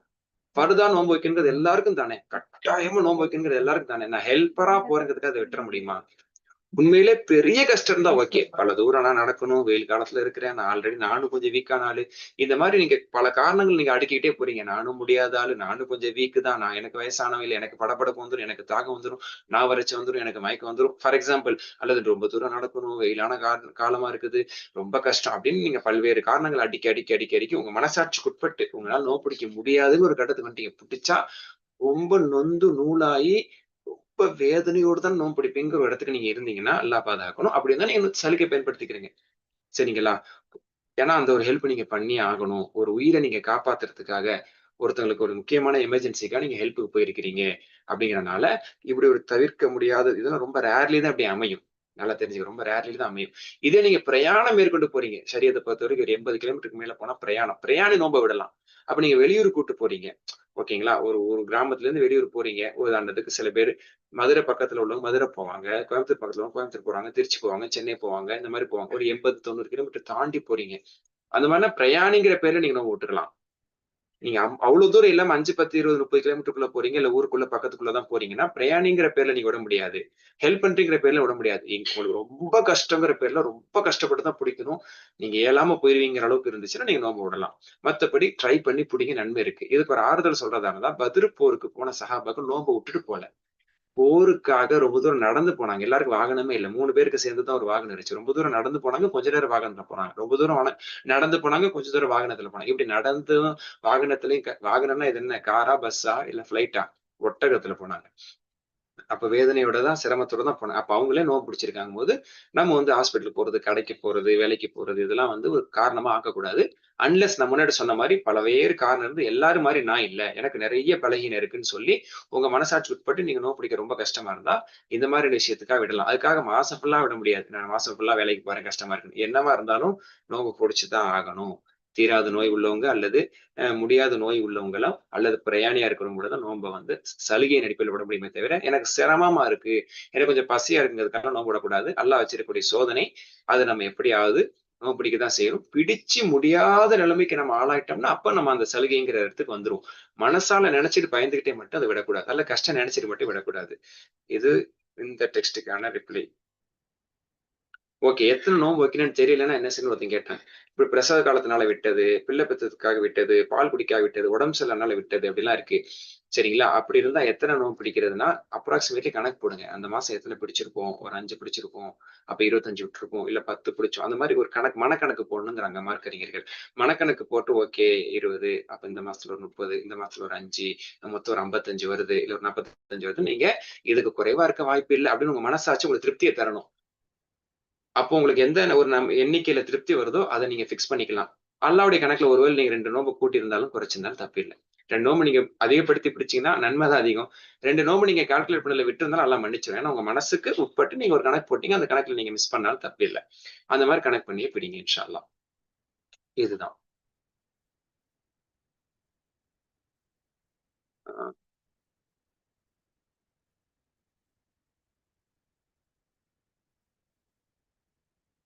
நோன்பு ஸ்டார்டிங்ல ஆர்வம் அதிகமா இருக்கு, கடைசி கம்மியா இருக்கு. இந்த விஷயத்துல அமல் எப்படி ஆர்வம் குறையாம பண்றது? இது நம்மளுடைய ஈமான் சம்பந்தப்பட்டது. சரிங்களா? ஈமான் கூடும் குறையும் ரசூலுல்லாஹ் சொன்ன மாதிரி. அதனால சில பேருக்கு ஆரம்பத்துல அதிகமா இருக்கும், சில பேருக்கு கடைசியில தான் நல்ல ஆர்வம் வரும். லாஸ்ட் 10ல தான் தீவிரமே காட்டுவாங்க. அல்லல்லாம் அப்பதான் ஆர்வம் காட்டிட்டு அப்படியே நம்மளுக்கு டைம் பத்தாம போச்சு, அதுக்குள்ள பெருனா வந்துச்சு, அடுத்த வருஷம் வரட்டும் அப்படின்னு எதிர்பார்த்துட்டு இருப்பாங்க. அதனால ஒரு ஒரு கேஸ் வேறுபடும். ஆரம்பத்துல ஆர்வமா இருக்கிறது, நடுவுல ஆர்வமா இருக்கிறது, கடைசி ஆர்வமா இருக்கிறது, இல்ல ஃபுல்லா ஆர்வமா இருக்கிறது, ஃபுல்லா ஆர்வம் இல்லாம இருக்கிறது எல்லாம் ஈமானுக்கு ஏற்றவாறு, நபர்களுக்கு ஏற்றவாறு வேறுபடுது. ஆர்வம் குறையும் போது நம்மளுக்கான விஷயம் என்ன, அல்லாஹ்வுடைய தூதர் நம்மளுக்கு சொன்ன வாக்குறுதிகள், சொர்க்கத்தை பற்றியான வாக்குறுதிகள், நோம்பின் மூலமா நம்மளுக்கு கிடைக்கக்கூடிய வெகுமதிகள், இது எல்லாத்தையும் நம்ம நினைச்சு பார்க்கணும். அந்த மாதிரி அல்லது மார்க்கறிஞருடைய சொற்பொழிவுகளை கேட்டுக்கொள்வது, அது மாதிரியான நிகழ்ச்சிகள்ல பங்கேற்பது, அங்கே பய நிகழ்ச்சிகள்லாம் ஏற்பாடு செய்யறாங்கன்னா அப்படி உட்கார்றது, கேட்டு ஈமான வலிமைப்படுத்திக் கொள்வது, அல்லது இன்னைக்கு மாஷா அல்லாஹ் யூடியூப் மூலியமா நிறைய பார்க்கறதுக்கான வாய்ப்புகள் இருக்கு. கண்டது தேவையில்லாததை நம்ம பார்க்காம, நேரத்தை வீணாக்கூடிய விஷயங்கள் பார்க்காம, இந்த மாதிரி ரமதானை எப்படி கழிப்பதுன்னு சம்பந்தமா பேசக்கூடிய ஸ்பீச்சஸ் அதெல்லாம் கேட்டோம்னா அவங்க சொல்லக்கூடிய ஆயத்துகள், செய்திகள், ஹதீஸ்கள், சஹாபாக்கள் வாழ்க்கை மூலமா மாற்றங்கள் வரும். இது நம்மள நாமளே தான் பூஸ்ட் அப் பண்ணிக்கணுமே தவிர ஷைத்தான் நம்மள ஒரு பக்கம் பலகீனப்படுத்திட்டே தான் இருப்பான். போராடிட்டே தான் இருக்கணும். போராடி தான் நன்மைகளை செஞ்சுக்கிட்டே இருக்கணும். அதான் அல்லாஹ் தஆலா விரும்புறான். சரி, if we are going to masjid by asr and stay until maghrib, is that time considered as i'tikaf? அதாவது அசர் டு மக்ரிப் தான் அப்படிங்கிறதுன்னு இல்லை, எந்த நேரத்தையுமே ஏத்திகாஃப்கான நியத்து வைக்கலாம். இப்ப ஏத்திகாஃப் அப்படிங்கிறது சிறந்தது. இறுதி 10 நாட்கள் ஏத்திகாஃப் இருப்பது, ரமதானுடைய இறுதி 10 நாட்கள் ஏத்திகாஃப் இருப்பது மிக மிக சிறந்தது. குறைந்தபட்சம் ஒரு நாள் முழுக்க இருப்பது. குறைந்தபட்சம் ஒரு நாள் முழுக்க, ஒரு மக்ரிப் டு ஒரு மக்ரிப், அடுத்த மக்ரிப், ஒரு ஃபஜர் டு அடுத்த ஃபஜர், அந்த மாதிரி ஒரு நாள் முழுக்க இருப்பது. இதுதான் சஹாபாக்கள் ஒரு நாளைக்கு குறைவா ஏத்திகாஃப் இருந்தது ஆன செய்திகள் இல்லை அப்படின்னு நம்ம ஹதீஸ்கள்ல சஹாபாக்கள் வாழ்க்கையிலே பார்க்க முடியுது. சோ மினிமம் 1 டே ஆவது ஏத்திகாஃப் இருக்கணும்னு ஸ்காலர் சொல்றாங்க. சரி, அல்லது ஒரு பகல் முழுக்க, அல்லது ஒரு இரவு முழுக்க அந்த மாதிரி ஒரு ஹாஃப் டேயாவது இருக்கணுங்கிறத சொல்றாங்க. இல்ல அதுக்கு கம்மியா இருந்தா என்ன ஏத்துக்கப்படாதா, அப்படி கம்மி இருக்கவே கூடாதா அப்படின்னு கேள்வி கேட்டோம்னா அப்படி எதுவும் ரெஸ்ட்ரிக்ட் இல்ல. நபிசுல்லாஸ்ல இருந்தா 10 நாள் இருங்க, இல்ல 3 நாள் இருங்க, இல்ல 1 நாள் இருங்கன்னு சொல்லல. அதனால குறைந்தபட்சம் இருக்கலாம். அதனால அசட்டு மகரிப் இஷாவோ, சில நேரம் ரமதான்ல இஷாவுக்கு போயிட்டு ஃபஜர் வரைக்கும் இருப்போம், சஹர் வரைக்கும் இருப்போம். ஆண்களுக்கு இந்த வாய்ப்பு இருக்கு, பெண்களுக்கு இந்த வாய்ப்பு இருக்கு. அப்படி இருக்கும்போது இத்திகாஃபோட நியத்தை வச்சுக்கலாம். அதுக்குன்னு ஒரு நியத்து சொல்லணும்னு அவசியம் கிடையாது. சில பள்ளிகள் எல்லாம் போட்டிருப்பாங்க, நான் சின்ன வயசுல பார்த்து நவைத்துல் இத்திகாஃப மாதும்து ஃபி ஹாதல் மஸ்ஜித் எழுதி போட்டிருப்பாங்க. இந்த பள்ளிவாசல நான் இருக்கிற வரைக்கும் இத்திகாஃபோட நியத்தை வச்சுக்கிறேன். சரிங்களா? அப்படிலாம் எந்த இத்திகாஃப் இருக்கிறோம் நியத்தை வச்சுக்க தேவை. மனசால நினைச்சா போதும், நான் 10 நாள் இத்திகாஃப் இருக்க வந்திருக்கேன்னு நினைச்சுக்கிட்டா போதும். 10 நாள் போறவங்களும் 1 நாள் போறவங்களும் நான் இன்ஷால்லா இவ்வளவு நேரம் இத்திகாஃப் இருக்க போறேன், அல்லது எவ்வளவு நேரம் நான் பள்ளியில் இருப்போம், ஒரு நேரம் இத்திகாஃபோட நியத்து இருக்குன்னு சொல்லிட்டு இத்திகாஃப் நியத்தை பொதுவாக வச்சுக்கலாம். அதாவது ஓரளவுக்கு வளமையை விட ஓரளவுக்கு கூடுதலா இருக்கிறவங்க வச்சுக்கலாம். சும்மா பள்ளிக்கு தொழுவ போறவங்க அந்த நியத்தை வைக்கிறது முறை இல்லை. நான் பாட்டுல ஒரு தொழுவ போ நியத்தை வச்சுக்கிறது, தராவி தொழுவ போ நியத்தை வச்சுக்கிறது அப்படின்னு இல்லாம இயல்பை விட கொஞ்சம் கூடுதலான டைம் நான் இருக்க போறேன், ஒரு 2-3 மணி நேரம் இருக்க போறேன், இல்ல இயல்பை விட கொஞ்சம் கூடுதலா இருக்க போறேங்கும் போது நியத்தை வச்சுக்கிறது ஒரு இன்டெலிஜென்ஸ் தான், அது ஒரு புத்திசாலித்தனம் தான். அந்த நன்மை கிடைக்கும் இன்ஷா அல்லாஹ். ஏன்னா அல்லாஹ்வுடைய கிருபையில எனக்கு இப்ப நினைவு வர்றது, மக்கால ஹரம்ல நம்ம படிச்சுட்டு இருக்கும்போது உஸ்தாதே சொல்லுவாங்க. என்ன சொல்லுவாங்க அப்படின்னு சொன்னா, நாங்க ஹரம்க்கு 7:30 மணிக்கு வகுப்புக்கு போனோம்னா துஹர் வரைக்கும் ஹரம் உள் பள்ளியில தான் இருப்போம். அப்ப சொல்லுவாங்க, மாஷா அல்லாஹ் ஹரம்ல படிக்கக்கூடிய வாய்ப்பு எல்லாம் தந்திருக்க, நம்ம ஹரம்ல இருக்கிறோம், அதனால ஏத்திகாஃப் நியத் வச்சுட்டு உட்காருங்க அப்படின்னு சொல்லுவாங்க. இந்த 7:30 to 12 மணி வரைக்கும் நம்ம கிட்டத்தட்ட 4:30 மணி நேரம் இருக்கணும்ல. இது ஒரு இயல்பை விட அதிகமான நேரம் இருக்கிறதா. இடையில ரெஸ்ட் ரூமுக்கு போயிட்டு வருவோம் கொள்ளுவோம் தான். அப்ப நீ ஏத்திகாஃப் நியத் வச்சுக்கிறீங்கன்னு சொல்லி மாஷா அல்லாஹ் எங்களுடைய உஸ்தாத்மார்கள் சொல்லியிருக்காங்க. ஓகே, அப்போ அப்ப 4 மணி நேரம் 4:30 மணி நேரம் கூட இருக்கலாம், தப்பு கிடையாது. அந்த மாதிரி ஒரு இயல்பை விட அதிகமான நேரம் நம்ம இருக்கும்போது நியத்து வச்சுக்கலாம். ஆனா என்ன, நீங்க ஏத்திகாஃப் நியத்து வச்சுட்டீங்கன்னா நீங்க இயல்பா இருக்கிறத விட இன்னும் கொஞ்சம் ஒழுக்கமா நீங்க இருக்கணும். ஏன்னா நீங்க பள்ளிவாசல்ல இருக்கும் போது அதுக்காக நீங்க போன் பேசக்கூடாதுனோ மெசேஜ் பண்ணக்கூடாதுனோ தடைலாம் கிடையாது. பாவமானது தேவையற்றதுதான் நீங்க தவிர்க்கணுமே தேவையான விஷயங்களை செஞ்சுக்கலாம். ஆனா ஏத்திகாஃப் இருக்கும் போது தேவையானது கூட நீங்க தவிர்க்கணும். ரொம்ப தேவையானதை மட்டும் தான் நீங்க செய்ய முடியுமே தவிர சாதாரண தேவை அதை கூட செய்ய முடியாது. அதனாலதான் நிறைய பேர் ஏத்திகாஃப் நியத்து வைக்கிறதுக்கு மனசு வராது.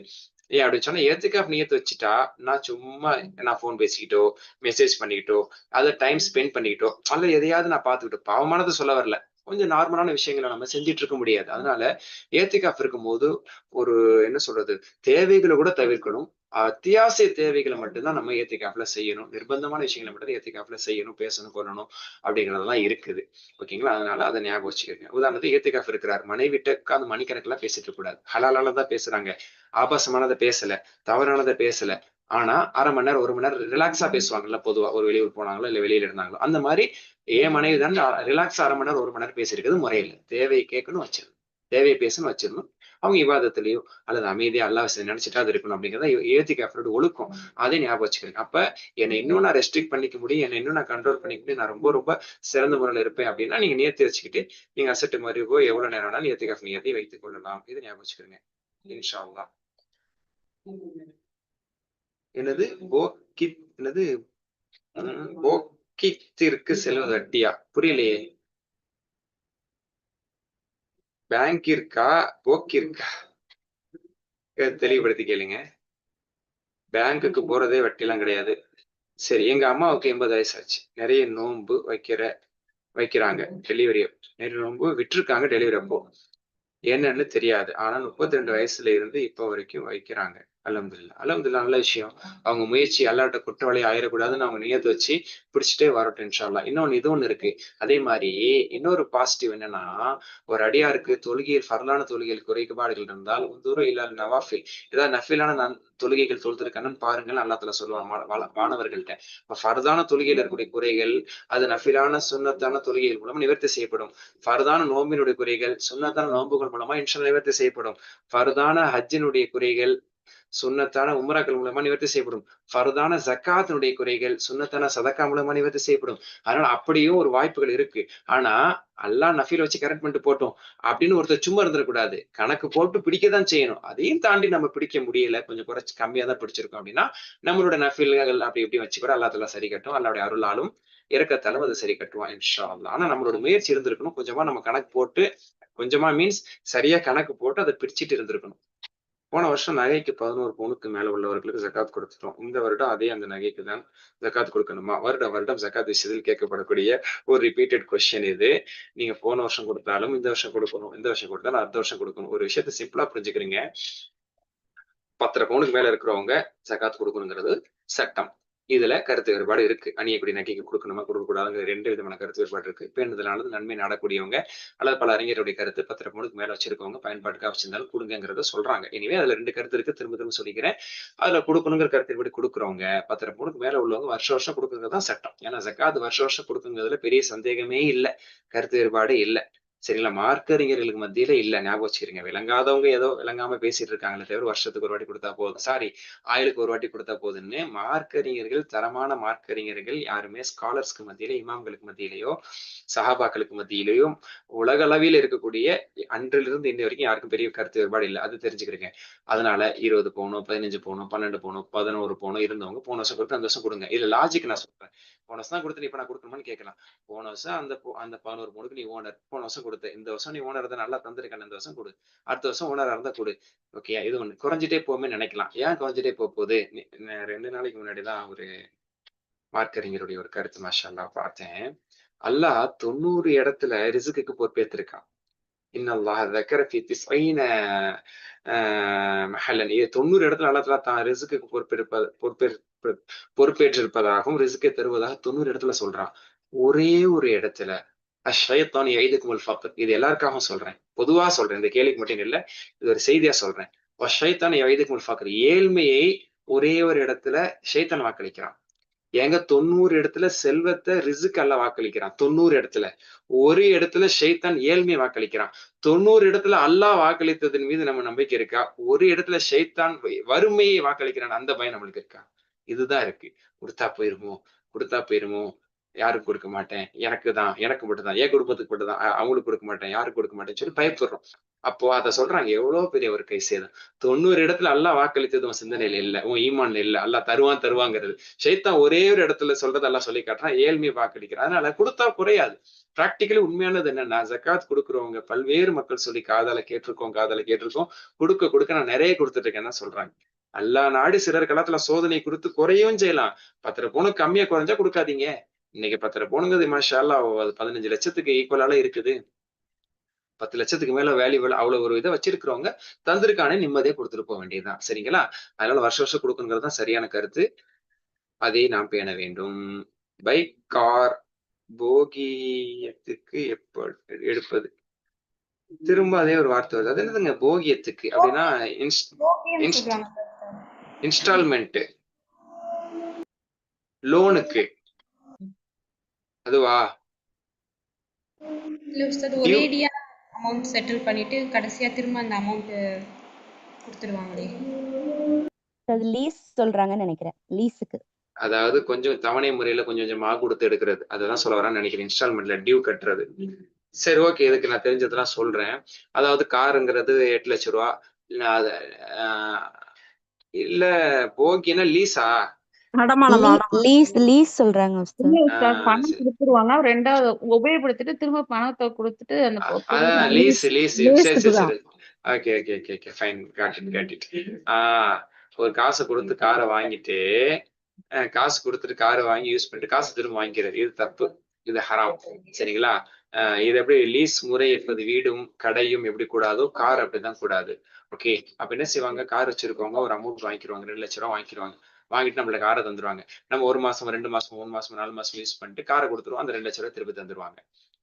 அல்லது ஏதாவது குடைஞ்சிருக்கு, அதுக்கு ஏதாவது ஒரு தேய்மானம் ஆயிருக்கு அப்படின்னா மட்டும் அதுக்கு மட்டும் கொஞ்சம் காசை பிடிச்சிக்கிட்டு தந்துருவாங்க. காருக்கு வாடகையே வாங்க மாட்டாங்க.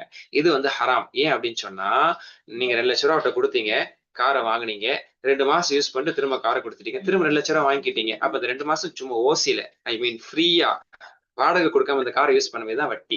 வட்டினா என்ன தெரியுமா? ஒருத்தருக்கு ஒரு தொகையை கொடுத்துட்டு அவர் மூலமாக ஆதாயம் பலன் அடைந்து அந்த தொகையும் திரும்ப வாங்கிக்கிறது வேற பலன் அடையிறது. அந்த வேற பலன்கிறது காசா இருக்கலாம், பணமா இருக்கலாம், அவர் தரக்கூடிய காரா இருக்கலாம், அவர் தரக்கூடிய வீடா இருக்கலாம், அவர் தரக்கூடிய கடையா இருக்கலாம், அவர் தரக்கூடிய மற்ற ஆதாயங்களாக இருக்கலாம். அது வந்து கூடாது, அதுதான் வட்டி. அதனால அவர் வந்து சர்வீஸ் சார்ஜ் போட்டுக்கிட்டாரு அப்படின்னா சர்வீஸ் சார்ஜ் தான் போடணும், வாடகைன்னு தான் போடணும்ல. ஏன்னா நீங்க ரெண்ட் கார் எடுத்தாலே, ரெண்ட் கார் எடுக்கிறீங்கல்ல, காரை யூஸ் பண்றீங்களா, 1 மாசம் 10 நாள் 15 நாள் ரெண்ட் காரை யூஸ் பண்ணிட்டு திரும்ப கொடுக்கும்போது தேய்மான் ஏதாவது ஒரு உடைச்சிருந்தீங்கன்னா அதுக்கும் தான் நீங்க காசு கொடுப்பீங்க. மீன்வேல் 1 மாசம் யூஸ் பண்ணதுக்கு வாடகை கொடுப்பீங்கல்ல. உதாரணத்துக்கு ஒரு பெரிய அமௌண்ட்டே கொடுத்தால் வாடகை கழிச்சுட்டு தானே திரும்ப தருவாங்க, அப்படியே தரமாட்டாங்களே. அப்போ இது வந்து இந்த போகியம் பொறுத்த வரைக்கும் என்னன்னா ஒரு பெரிய என்ன ரெண்ட கார் சின்ன அமௌண்ட் கொடுத்துட்டு சின்ன வாடகை கொடுப்போம்.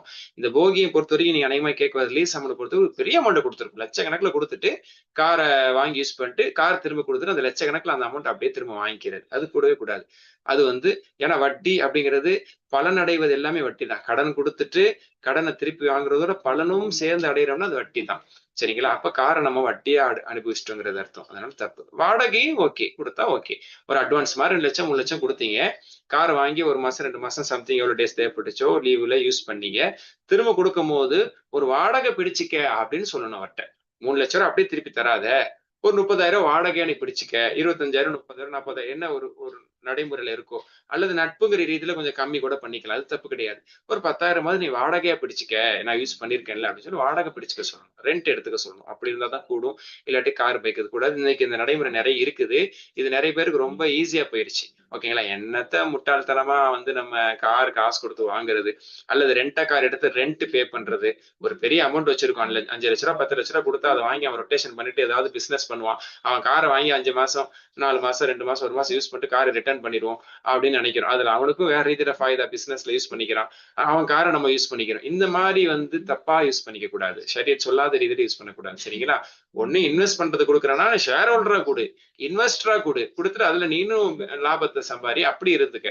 கார் வாங்குறியா, இது காரை வாங்கினியா பயன்படுத்தினா திரும்ப கொடு, அதுக்கான ஒரு வாடகையையும் ரெண்டையும் கொடு அப்படிங்கறதுதான் ஷரியத்தின் பார்வை. தெரிஞ்சுக்கிறேங்க. அடுத்து சுப்ஹானல்லாஹ், அதுக்குள்ள 3:50 ஆயிடுச்சா? சரி, ஓகே, கொஞ்சம் கடகட கேள்வி முடிக்கிறேன். முஸ்லீம் ஓட்டு போடுவது சரியா? ஏனெனில் நபியர்கள் ஒரு நன்மை விதைத்தால் அதில் அவருக்கு பங்கு உண்டு. இது ரொம்ப என்ன சொல்ற எக்ஸ்ட்ரீமான திங்கிங் தான். Sorry for that. சரிங்களா? அப்ப நம்ம அவருக்கு ஒருத்தர் நம்ம ஓட்டு போறோம்னா அவன் தப்பு செய்யறான்னா நம்மளே அவனை தேர்ந்தெடுத்தது ஆயிடுச்சு அப்படின்னு சொல்ல வரீங்க. நம்ம ஜனநாயக நாட்டுல இருக்கிறோம். இது ஒரு குடிமகனினுடைய உரிமையாக இது பார்க்கப்படுது. ஓட்டு போடாதது அரசாங்க ரீதியில் அது தவறாக பார்க்கப்படுது. அது அப்படிங்கிறனால அப்படிப்பட்ட இடத்துல இருக்குங்கும் போது நம்ம வந்து ஒருத்தனை ஆதரிக்கிறோம், ஒருத்தனை நம்ம ஓட்டு போறோம்னா அவனுக்கு நம்ம சிபாரிசு செஞ்சுட்டோம், அவனை நம்ம பரிந்துரைச்சிட்டோம், அவனை நம்ம வந்து முன்னிறுத்திட்டோம். அப்ப அவன் செய்யக்கூடிய ஊழல் அநியாயத்துக்கு நம்மளே துணை போனதா ஆயிடுச்சு. ஆகாது. சரிங்களா? ஒரு விஷயம் தவறுன்னு தெரிஞ்சு வேணும்னே எந்த தேவையும் இல்லாம தான் ஒருத்தரை நம்ம தூக்கி பிடிச்சு ஒருத்தரை உருவாக்கி விடக்கூடாது. தவிர ஒருத்தங்க தேர்தல்ல வந்துட்டாங்க நின்றுட்டாங்க அப்படிங்கும் போது நம்ம பார்க்கணும், 2 கட்சி 3 கட்சி 4 கட்சி நிக்குது. சரிங்களா? இதுல யாரு சிறந்தவங்க, இதுல யாரு ஓரளவுக்காவது நல்லவங்க, அஹஃபு தரரைன்னு சொல்லுவாங்க. 2 தீமை இருந்தால், ஏதாவது ஒரு தீமை செய்யக்கூடிய நிலைக்கு நம்ம தள்ளப்பட்டால் அஹஃபு தரரின் 2 தீமையில எது கொஞ்சம் லேசான தீமையோ, பல்ல கடிச்சிட்டு வலியின்மையின் காரணத்தினால நிர்பந்தத்தின் காரணத்தினால அது தேர்வு செய்யக்கூடியவர்களாக நம்ம இருக்கணும். அப்படிங்கிறனால இவனும் திருடன் தான், அவனும் திருடன் தான், அவன் பெரிய திருடன், அதனால இவனை வேணா நம்ம ஆதரிப்போம் அப்படின்னு செய்யலாம். அப்படிங்கிற மாதிரி இவனும் துரோகி தான், அவனும் துரோகி தான், அவன் மன்னிக்க முடியாத துரோகி, அதனால சரி இவனை நம்ம தேர்வு செய்யலாம், இவனுக்கு நம்ம ஆதரிக்கலாம்னு சொல்லிட்டு அன்னைக்கு அவங்க தரக்கூடிய சில வாக்குறுதிகளை வைத்தோ சில ஏதாவது நல்ல திட்டங்களை வச்சோ, சரிங்களா, இது ஒரு சமுதாயத்துக்கு தேவையானது தானே, இதுல நன்மைகள் இருக்குதா, நம்ம சமூகத்துக்கு கொஞ்சம் நன்மை இருக்குதானே நம்ம நம்பி என்ன செய்யலாம், ஒருத்தங்களுக்கு நம்ம வாக்களிப்பது தவறல்ல. இன்ஷா அல்லாஹ். இது அந்த அளவுக்கு எக்ஸ்ட்ரீமா நம்ம திங்க் பண்ண தேவையில்லை. கண்டிப்பா ரசூலுல்லாஹ் சொன்ன அந்த இதுக்கு நம்ம இங்க குற்றவாளி ஆக மாட்டோம். நம்ம வந்து தவறான தேர்வு செஞ்செல்லாம் ஆகாது. வழி இல்லை, அதனால யாருக்கா நம்ம ஓட்டு போட்டாலும் அல்லது ஓட்டு போடாம இருந்தாலும் தப்பு இல்லை. அதனால நம்மளுக்கு பிரச்சனை இல்லை அப்படின்னா ஓட்டு போடாம இருக்கிறதுலையும் தப்பு இல்லை. அதே மாதிரி இறை நிராகரிப்பாளர்கள் ஓட்டு போடலாம், தப்பு இல்லை. யாருக்கு ஓட்டு போறனால நன்மை விளைவிக்குமோ, உதாரணத்துக்கு ஒருத்தர் முஸ்லீம் நிக்கிறார், நான் முஸ்லீம் நிக்கிறார், ஃபார் எக்ஸாம்பிள், அந்த முஸ்லீம் நான் வந்து இப்போதைக்கு இருக்கக்கூடிய எந்த உதாரணத்தை வச்சு சொல்லல, அந்த மாதிரி யாரும் மோசமானவங்களாம் நம்மள்ட்ட யாரும் இல்லை, தவறுகள் எல்லார்ட்டும் இருக்கலாம். ஒரு முஸ்லீம் ரொம்ப மோசமானவரா இருக்காரு, உதாரணத்துக்கு ரொம்ப பெரிய தவறானவரா இருக்காரு, ஒரு நான் முஸ்லீம் நிக்கிறாரு, அவர் நியாயமானா இருக்காரு, சிறந்தவரா இருக்காருன்னா அவருக்கு நம்ம ஓட்டு போடலாம். நல்லவங்களை தான் நம்ம தேர்வு, மக்களுக்கு யார் நன்மை செய்வாங்க அதை தான் பார்க்கணும். ஆமா, இது முஸ்லீம் தான் போகணும் கிடையாது. நம்மளுக்கு தெரியல யார் எப்படின்னு தெரியல அப்படிங்கும் போது ஒரு இறை நிராகரிப்பான நிலை காட்டிலும் இறைவனைக்கு இணை வைப்பவன் இறைவனை நிராகரிப்பான விட ஒரு இறை நம்பிக்கை உள்ளவருக்கு நம்ம அப்போ ஓட்டு போடுவோம், சமமா இருந்தாங்கன்னா அல்லது தெரியாட்டியா. குழந்தைக்கு பால் கொடுக்கும் தாய் நோன்பு விடுவதன் சட்டம் என்ன, அதற்கு பரிகாரம் எதுவும் உண்டா? இது ஆல்ரெடி சொல்லிட்டு அதை பாத்துக்கிறீங்க. நோன்பு விடாம தான் முடிஞ்ச அளவுக்கு முயற்சி பண்ணணும். நோன்பு பிடிச்சா பிள்ளைக்கு பால் வரமாட்டுது, பிரச்சனை ஆகுதுன்னா தான் நோன்பு விடணும்.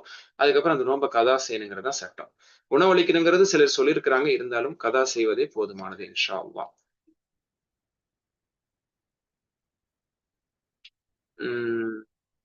அதே மாதிரி இந்த மாதிரியான சில கேள்விகளுக்கெல்லாம் நான் டீட்டெயிலா பேசினேன். என்னுடைய ஆல்ரெடி பேசின ஆடியோஸ் எல்லாம் இருக்குது. நீங்க கொஸ்டின் ஆன்சருடைய குரூப்ல நீங்க ஜாயின் ஆனீங்கன்னா அதுல இன்ஷால்லா அனுப்பி வைப்போம். அதுல இருக்கக்கூடிய சகோதரர்கள் சிலர் இருக்கிறீங்க, இல்லாதவங்களும் இருக்கிறீங்க. அப்படி புதுசா உள்ளவங்க இன்ஷால்லா லிங்க் போடுங்க. மீன்ஸ் அந்த ஜென்ஸ் குரூப் இருக்கு, லேடிஸ் குரூப் இருக்கு, அதுல ஜாயின் ஆகுங்க. வருஷம் ஃபுல்லா கேட்கற கேள்விக்கு நம்ம பதில் சொல்லிட்டு தான் இருக்கோம். வருஷத்துக்கு ஒரு வாட்டி நம்ம பதில் சொல்ல வரல. வருஷத்துக்கு ஒரு வாட்டி இப்படி லைவ்ல சொல்லலாம்னு வந்திருக்கோம் சார். வருஷம் ஃபுல்லா நம்மள்ட்ட வாட்ஸ்அப்ல கேட்கற கேள்விக்கு பதில் சொல்லிட்டு தான் இருக்கோம். அதுலயும் உங்களுக்கு அனுப்புறோம். அது உங்களுக்கு இன்னும் பொறுமையா நீங்க கேட்டுக்கலாம், மற்றவங்களுக்கு நீங்க அனுப்பிக்கலாம். இதை நான் காமனா எல்லாருக்குமே சொல்லணும்னு நினைச்சேன். அஸ்ஸலாமு அலைக்கும். ரமதான் டைம் விட்டு நோன்பு பிடிச்சிட்டமா இல்லையா? டவுட்டா? டாக்டர் போட்டீங்க. ஓகே, நெக்ஸ்ட் ரமதான் வந்துருச்சு. 4-5 days தான் இருக்கு. டவுட் டைமுக்கு ஹெல்த் இஷ்யூஸ் விட்டு நோன்பு பிடிக்கவும் முடியலன்னா என்ன செய்யுது? அதாவது அடுத்த ரமதானுக்குள்ளேயாவது கதா செஞ்சிடணும். போன ரமதான்ல விட்டு இந்த ரமதானுக்குள்ளேயாவது கதா செஞ்சிருங்கிறது தான் சட்டம். அதுக்குள்ள தகுந்த காரணம் இருந்துச்சுன்னா கதா செய்யட்டே தப்பு இல்லை. இந்த 11 மாசமே எனக்கு பிடிக்க முடியலதான் அப்படின்னா அவங்க அல்லாட்ட குற்றவாளி இல்லை. இல்ல வாய்ப்பு கிடைச்சும் இந்த பிடிச்சிடறேன், நாளைக்கு பிடிச்சிடறேன், இந்த பிடிச்சிடறேன் நினைச்சு விட்டுட்டாங்கன்னா அவங்க அசட்டையாக விட்டுட்டாங்கன்னு அர்த்தம். அவங்க வர்ற ரமதானுக்கு அப்புறம் அவங்க கதா செய்யணும். கதாவோட சேர்ந்து ஒரு ஏழைக்கு உணவு அளிக்கணும். கதாவோட சேர்ந்து ஒரு ஏழைக்கு உணவு அளிக்கணும். ரமதான் கடந்துருச்சுன்னா, போன ரமதான் இந்த ரமதானுக்கு அப்புறம் கடந்துச்சுன்னா, அதாவது தகுந்த காரணம் இல்லாம விட்டுருந்தா, சரிங்களா? காரணம் இருந்துச்சு, 11 மாசம் உண்மையிலேயே எனக்கு முடியலதான், பிடிக்க முடியாதுன்னா இன்ஷா அல்லாஹ் அவங்க ரமதான் பிறகு உணவு அளிக்காம ஃபிதியா கொடுக்காம வெறும் கதா செஞ்சா போதும். சான்ஸ் இருந்து அசால்ட்னால விட்டாங்கல்ல, அவங்க அடுத்த ரமதானுக்கு பிறகு கதா செய்யணும். நோம்புக்கு முன்னாடி வரைக்கும் கதா செய்யலாம். இந்த ரமதான் முன்னாடி வரைக்கும் கதா செய்யலாம். ஷாபான் 15க்கு அப்புறம் கூட கதா செய்யலாம். இந்த லாஸ்ட் நாள் ஷக்குடைய நாள் இருக்குல்ல, நாளைக்கு நோம்பா இல்லையா, இல்ல இன்னைக்கு நோம்பா இல்லையாங்கிற ஒரு சந்தேகத்துக்குரிய இறுதி நாள் இருக்குல்ல, ஷாபானுடைய இறுதி நாள், அந்த 30வது நாள், அது 30 இல்ல ரமதானுடைய முதல் பெரியாங்கிற டவுட் வருதுல, அந்த நாள்ல கதா செய்யக்கூடாது. அதுக்கு முன்னாடி வரைக்கும் நம்ம முடிஞ்ச அளவுக்கு பழைய கதா போன நோம்புடைய கதாவை வச்சு முடிக்கலாம். வச்சு முடிக்கணுங்கிறதான் சரி இன்ஷா அல்லாஹ். முடியாம இருக்கணும்னா ரமதானுக்கு அப்புறம் பிடிங்க, தப்பு இல்லை இன்ஷா அல்லாஹ். லாஸ்ட் 10 ரமதான் அமல்கள் சொல்லுங்க. எல்லாம் தான், எல்லா நன்மையான அமல்களையும் செய்யணும். அதிக குரான் ஓதுங்க, நிறைய இஸ்திக்ஃபார் செய்யுங்க, நிறைய துவா செய்யுங்க, குரான் நிறைய ஓதி முடிங்க, திரும்ப ஓதி முடிங்க. செலவாத்துகள் ஓதுறது, நன்மையான எல்லா காரியங்களையும் செய்யணும். இதுதான் அதுதாங்கிறது இல்லை. வாய்ப்பு இருந்தால் ஏத்திகாஃப் இருக்குங்க. பெண்கள் ஏத்திகாஃப் இருக்குங்கிறது கட்டாயம் இல்லை. ஆண்களுக்கு தான் அது வலியுறுத்தப்பட்டது, பெண்களுக்கு வலியுறுத்தப்பட்ட விஷயமே இல்லை. அதனால பெண்கள் அதை பெருசா எடுத்துக்க தேவையில்லை. வாய்ப்பு இருந்தா பள்ளிகள்ல வாய்ப்புகள் ஏற்பாடு இருந்தா பயன்படுத்திக்கலாம் அப்படின்னு சொல்லலாம் இன்ஷா அல்லாஹ். ஆண்கள் ஏத்திகாஃப் முயற்சி செய்யுங்க, அதிக இபாதத் செய்யுங்க இன்ஷா அல்லாஹ். குழந்தைக்கு தாழ்பால் கொடுக்கக்கூடிய பெண் நோன்பு சட்டம் இல்லை, அதற்கு பரிகாரம் உண்டாம் சொல்லியாச்சு. உஸ்தாத், பெண்கள் ஏத்திகாஃப் இருக்கலாமா? எப்படி இருக்கணும்? அதையும் இப்பதான் சொன்னேன். பள்ளிகள்ல வாய்ப்பு இருந்தா இருக்கணும். சஹாபாக்கள் பெண்கள்லாம் இருந்ததுக்கான ஆதாரங்கள் ரசூலுடைய மனைவி மட்டும் தான் இருந்திருக்காங்க. மனைவிமார்கள் இருந்திருக்காங்க. ரசூலுக்கு பிறகு இருக்கணுமேங்கிற அடிப்படையில் ரசூலை விடாம செஞ்சனால அவங்களுடைய மனைவிமார்கள் அதை செஞ்சாங்க. மற்ற சஹாபா பெண்கள்லாம் ஏத்திகாஃப் இருந்தாங்கிற அறிவிப்புகள் இல்லை. சோ இதை வச்சு மார்க்க அறிஞர்கள் சொல்ல வர்றது என்னன்னா, பெண்களுக்கான ஒரு வழிகாட்டப்பட்ட விஷயம் கிடையாது. அது ஆண்களுக்கு தான் அது சிறந்தது. ஏன்னா ஆண்கள் தான் வெளியிலேயே இருக்காங்க, வெளியில சுத்துறாங்க, இவங்க வேலைக்கு போறாங்க, கொள்றாங்க. அதனால அவங்க பள்ளியில ஒரு கட்டுப்பாடோட இருக்கணுங்கிறதுக்காக தான் அது வலியுறுத்தப்பட்டிருக்கிறது. பெண்களுக்கானது கிடையாது அப்படிங்க சொல்றாங்க. வீட்டுல இருக்கிறதுக்கான போதுமான ஆதாரம் இல்லை, ஆதாரமே இல்லை, ஒரு ஆதாரம் கூட இல்லை. ரசூலுல்லாஹ்வுடைய மனைவிகள் இருந்தாங்கன்றோ, ரசூலுல்லாஹ் இருக்க சொன்னாங்கன்றோ, இருக்கிறதுக்கு அனுமதி வழங்கினாங்கன்னு இல்லை. சில மார்க்கறிஞருடைய புரிதல் தான். பெண்கள் வீட்டுல தொழுகைக்குன்னு ஒரு இடத்த வச்சிருக்காங்க, ஒரு ரூம் வச்சிருக்காங்கன்னா அங்க ஏத்திகாஃப் இருக்கலாம் அப்படிங்கிறது ஒரு புரிதல் தான். என்ன அதனால பெண்கள் வீட்டுல ஏத்திகாஃப் இருக்கிறது சரியில்லை, தேவையில்லை அப்படிங்கிறதா பெரும்பான்மையான அறிஞருடைய கருத்து. ஞாபகம் வச்சுக்கிறீங்க இன்ஷா அல்லாஹ். அதனால வீட்டுல இருந்துகிட்டு நம்ம கணவனுக்கு செய்யக்கூடிய பணிவிடைகள், பிள்ளைகள் செய்யக்கூடிய பணிவிடைகளை செய்து ஒரு பெண் இயன்ற அளவுக்கு இபாதத் செய்வதே மிக மிக சிறந்தது. அதுக்கு அல்லாஹ்வுடைய அருள் அதிகமாக கிடைக்கும். எல்லாரையும் பாத்துக்கிறதுலே அதோட சேர்ந்து இபாதத் செய்யறதுல என்ன, இந்த நோன்பு கஞ்சி காய்ச்சறது, வடை போடுறது, மற்ற உணவு செய்யறது, அப்படிங்கிறதுல ரொம்ப அதிகமா நேரத்தை செலவு பண்ணாம அது முடிஞ்ச அளவுக்கு குறைச்சிக்கிட்டு இபாதத்துல, அதுவும் இபாதத் தானே சொல்லிக்க கூடாது சும்மா, சரிங்களா? அதெல்லாம் நம்மளே சும்மா தேர்த்தி கொள்வது தான் தவிர அவசியமா தேவையானதுக்கு ஓரளவுக்கு டைம் ஸ்பெண்ட் பண்ணலாமா, அதோட மத்த இபாதத் செஞ்சோமான்னு இருக்கணும். அது குறிப்பா லாஸ்ட் 10 நாள்ல இன்னும் அதிகம் சமையல் நேரங்கள்லாம் குறைச்சிக்கிட்டு திக்ரு, தஸ்பீஹ், ஸலவாத்து, குர்ஆன் அப்படிங்கிறதுல அதிகம் செலவு செய்யணும். அது ஏத்திகாஃப் இருந்தா செய்யணும் அவசியம் கிடையாது. கடந்த வருடத்தில் விடுபட்ட முறை இந்த ஷாபான் வைக்கலாமா? இப்பதான் சொன்னேன். வீட்டிற்கு வாடகை இல்லாமல் போக்கியம் தந்து செல்வது கூடுமா? கூடாதான் சொன்னேன். வீடு, கடை, வண்டி எல்லாத்துக்கும் ஒரே சட்டம் தான். அட்வான்ஸ் அதிகப்படுத்தி வாடகை குறைச்சிக்கலாம். அது லீஸ் முறைன்னு சொல்ல தேவையில்லை. நார்மலான அட்வான்ஸ் பே பண்ணி 4 மாசம் 5 மாசம் அட்வான்ஸ் பொதுவாக பே பண்றது, அல்ல 10 மாசம் அட்வான்ஸ் அப்படின்னு இருக்கும். அதை பே பண்ணிட்டு ஒரு நார்மல் வாடகைன்னு இருக்கும். அப்படியே இருக்கலாம். அல்ல சில அறிஞர்கள் சொல்றாங்க கொஞ்சம் அட்வான்ஸ் அதிகப்படுத்திட்டு வாடகை கம்மி பண்ணிக்கிறது, அவங்களுக்குள்ள ஒரு மியூச்சுவல் அண்டர்ஸ்டாண்டிங்ல அப்படி செஞ்சுக்கிறாங்கன்னா அட்வான்ஸ் வாடகை முறைங்கிற ரீதியில இருக்கணும், லீஸுங்கிற முறையில கிடையாது. அட்வான்ஸ் அதிகப்படுத்திக்கிட்டா வாடகை குறைச்சிக்கிட்டேங்கிற அடிப்படையில் கூடுங்கிறதையும் சில மூத்த அறிஞர்கள் கூட முஃப்திகள் கூட இந்த சட்டங்களை சொல்லியிருக்கிறாங்க. அல்ஹம்துலில்லாஹ் நான் அதை பத்தி கேட்டிருக்கிறேன். அந்த அடிப்படையில அட்வான்ஸ் அதிகப்படுத்தி வாடகை குறைச்சிக்கிறது கூட கூடும் இன்ஷா அல்லாஹ். ஆனா அறவே வாடகை இல்லாம லீஸ் முறை இருக்கு பார்த்தீங்களா, அது அறவே கூடாது. சரிங்களா? அல்லது ஃபார்மாலிட்டிக்கு நான் 500 வாடகை கொடுப்பேன், 1000 வாடகை கொடுப்பேங்கிறது அதுவும் கூடாது. ஓரளவுக்கு சரிங்களா, வாடகை கூடுதல் குறைதல் இருக்கலாம், அட்வான்ஸ் கூடுதல் குறைதல் இருக்கலாம். அந்த மாதிரி கூட்டி குறைச்சி அது சொல்லிக் கொள்ளக்கூடிய அளவுக்கு ஒரு அட்வான்ஸா ஒரு வாடகை இருந்துச்சுன்னா கூடும். எல்லா வாடகைக்கு இது ஈக்குவலா இருக்குன்னு அவசியம் கிடையாது. கம்மியா இருக்கலாம். அட்வான்ஸ் அதிகமா இருந்தனால வாடகை கம்மியா இருக்கலாம். அது போடும். தராய் மஸ்ஜித்ல ப்ரே பண்ற சிறந்ததா, வீட்டில் middle third of night pray பண்ற சிறந்ததா? ஆண்களை பொறுத்த வரைக்கும் பள்ளியில தொழுவதுதான் சிறந்தது, ஜமாத்தா தொழுவதுதான் சிறந்தது. பெண்களை பொறுத்தவற்றில் எங்க தொழுவுறதுல அவங்களுக்கு பாதுகாப்பும் இரையச்சமும் அதிகமா கிடைக்குமோ, ஃபித்னா இல்லாமல் இருக்குமோ அங்கே தொழுவதுதான் சிறந்தது. பள்ளியில ஏற்பாடு இருக்கு, பள்ளிக்கு போனா அவங்க நிம்மதியா தொழ முடியும் என்ற எல்லா பாதுகாப்பு இருக்குன்னா அவங்க பள்ளியில தொழுவது சிறந்தது. வீட்டுல தொழுவதற்கான வாய்ப்பு அவங்களுக்கு பிரகாசமா இருக்கு, அதுல நேரம் நல்லா செலவு பண்ண முடியும்னா வீட்டுல தொழுவது சிறந்தது. பெண்களை பொறுத்த மட்டும் பள்ளியில் தான் தொழுதாக வேண்டும், ஜமாத்தா தொழுதாங்கன்னு அவசியம் கிடையாது. எங்க நேரம் அதிகமா செலவு பண்ண முடியும், எங்க அதிகமான நேரம் விவாதம் செய்ய முடியுமோ அதை வந்து தேர்வு செய்து கொள்ளணும் ஒரு பெண்ணை பொறுத்த மட்டில் இன்ஷா அல்லாஹ். அதே மாதிரி பின்னிரவுல தொழுவது சிறந்ததுதான். அதனால அதுக்காக முன்னிரவுல தொழக்கூடாதுன்னு இல்லை. முன்னிரவில் காற்றுள்ள போதே தூற்றிக்கொள் அப்படிங்கிற மாதிரி கிடைக்கக்கூடிய வாய்ப்பு எல்லாம் பயன்படுத்திக்கணும். பின்னிரவுல சாயருடைய நேரத்துல ஃபஜருக்கு முன்னாடி நம்ம இயன்ற அளவுக்கு தஹஜ்ஜத் அப்படிங்கிற ரீதியில தொழுதுக்கலாம். ஏன்னா 8 தாண்டி தொழக்கூடாதுங்கிறது அப்படி ஒரு தடை இல்லவே இல்லை. அது தவறான புரிதல் தான். அதனால எவ்வளவு ஏலமோ நம்ம தொழுதுகிட்டே இருக்கலாம். முன்னிரவுலையும் சரி பின்னிரவுலையும் சரி. சலாத்துல் மசனா அடிப்படையில இரவு தொழுகை 2 எவ்வளவு தொழுனாலும் தொழுதுக்கலாம். இதை பல்வேறு மார்க்கறிஞர்கள் ஷேக் பின் பாஸ், ஷேக் உசைமீன் போன்ற அண்மை காலத்து அறிஞர்கள், முற்காலத்து அறிஞர்கள் இருந்து எல்லாருமே அதை சொல்றாங்க. ரெஸ்ட்ரிக்ட் பண்ணிக்காதீங்க ரெக்காயத்தை, இதுக்கு மேல தொழக்கூடாதுன்னு நினைக்காதீங்க, அது தவறான புரிதல். சிலர் ஏழை குமாருக்கு என்று ஜக்காத் கணக்கிட்டு நகையாக ஜக்காத் கொடுக்கிறார்கள். இது ஜக்காத் நிறைவேறாத ஆகுமா? ஏழை குமருக்கு ஜக்காத்தை கணக்கிட்டு நகையாக ஜக்காத் கொடுக்கிறார்கள். ஓ ஃபைன். அதாவது தன்ட்டு 50 பவுன் இருக்கும், அதுல இருந்து ஒரு 1.25 பவுன், 100 பவுன்ல 2.5 பவுன் அந்த மாதிரி, ஃபார் எக்ஸாம்பிள் 40 பவுன்ல அது 1 பவுன் அந்த மாதிரி, இதை நான் ஒரு ஏழை பெண்ணுக்காக கொடுக்குறேன், அவங்க கல்யாணத்துக்கு பயன்பட கொடுக்கலாம். நகைக்கு நகையாகவும் கொடுக்கலாம் தான். அப்போ மாஷா அல்லாஹ் நிறைய செல்வம் வச்சிருக்கவங்க அல்லது நகை வச்சிருக்கிறவங்க 1 பவுன் 2 பவுனை அது திருமணத்துக்காக அவங்களுக்கு பயன்படலாம், நகையாவே கொடுப்போம்னு சொல்லி கொடுக்கலாம். அது குமருக்காக கொடுக்குறோம், கல்யாணத்துக்காக கொடுக்குறதுங்கிறது இங்க விஷயம் இல்லை. ஒரு ஏழைக்கு கொடுக்குறீங்க, அது கல்யாணத்துக்கு பயன்படலாம், எதுக்கும் பயன்படலாம். அல்லது தேவைப்பட்டு அதை அவங்க வித்துட்டு காசை கூட ஆக்கலாம்.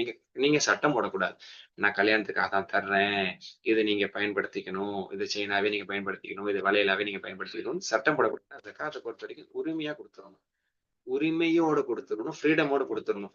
இது இதுக்குதான் பயன்படுத்தணும். ஒரு ஃபீஸ் காசை கூட ஃபீஸுக்காக தர்றேன் அப்படின்னு ரெஸ்ட்ரிக்ட் பண்ணி ஜக்காத் கொடுக்கூடாது. அவங்க ஏழைக்கு நீங்க கொடுக்கணும். அவங்க ஃபீஸ்க்கு பயன்படுத்துவாங்க, மருத்துவத்துக்கு பயன்படுத்துவாங்க, வாடகைக்கு பயன்படுத்துவாங்க, எதுக்கு வேணா பயன்படுத்தலாம். ஒரு ஏழைக்கு நம்ம கொடுக்கணும், அதை எதுக்கு வேணா பயன்படுத்திக்கலாம். நீங்க நகையாகவும் கொடுக்கலாம், தப்பு இல்லை. நம்மளுக்கு நம்மளுடைய நியத்துக்கு ஏற்றவர் நன்மை உண்டு. ஷேக் மந்த்லி ஸ்டொமக் பெயின் டைம் குரான் டச் பண்ணக்கூடாது, ஹேண்ட் கிளவுஸ் போட்டு டச் பண்ணணும்னு சொல்றாங்களே, அது உண்மையா ஷேக்? ஆமா. அதாவது மென்சஸ் டைம்ல வந்து குரானை தொடாம, ஏன்னா ஒது இல்லாதவங்களுக்கு அதான் சட்டம், மாதவிடாய் பெண்களுக்கு அதான் சட்டம், கிளவுஸ் போட்டு தொடலாம் அப்படிங்கிறதா சட்டம், கரெக்டு தான். அதே போன்லன்னா டைரக்டா தொட்டுக்கலாம். முசாஃபா குரானை நேரடியாக தொடக்கூடாது. ஆனா அந்த டைம்ல நோன்பு பிடிக்க முடியாதுல முடியாது. அப்ப என்ன பண்ணி அதே நன்மையை கிடைக்க வைக்க முடியும்? ஓகேயா, ரசூல்லா காலத்துலயுமே இது உள்ளதுதான், நோன்பு விட்டுருக்குறாங்க. ஆனா அதுக்கு காம்பன்சேஷனா ரசூல்லா நீங்களாம் நோன்பு பிடிக்காதனால இதை செய்யுங்க அப்படின்னு சொல்லல, சரிங்களா?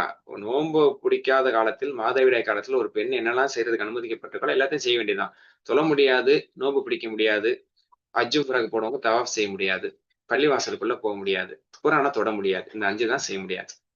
ஓகே, இந்த 5 தவிர குரானை தொடதான் முடியாது. மனப்பாடமா ஓதலாம், அல்லது இன்னைக்கு டிவைஸ் மூலியமா, போன் மூலியமா, லேப்டாப் மூலியமா, சிஸ்டம் மூலியமா ஓதலாம், அல்லது தஃப்சீர் நூட்கள்ல இருக்கக்கூடிய தர்ஜுமா குரான்ல இருக்கக்கூடியது மூலம் ஓதலாம். கிளவுஸ் போட்டுட்டு தர்ஜுமா குரானை யூஸ் பண்ணலாம். முஸ்தஃபாவோட தர்ஜுமா குரானை யூஸ் பண்றது சிறந்தது. இந்த மாதிரி இபாதத் செய்யுங்க இன்ஷா அல்லாஹ்.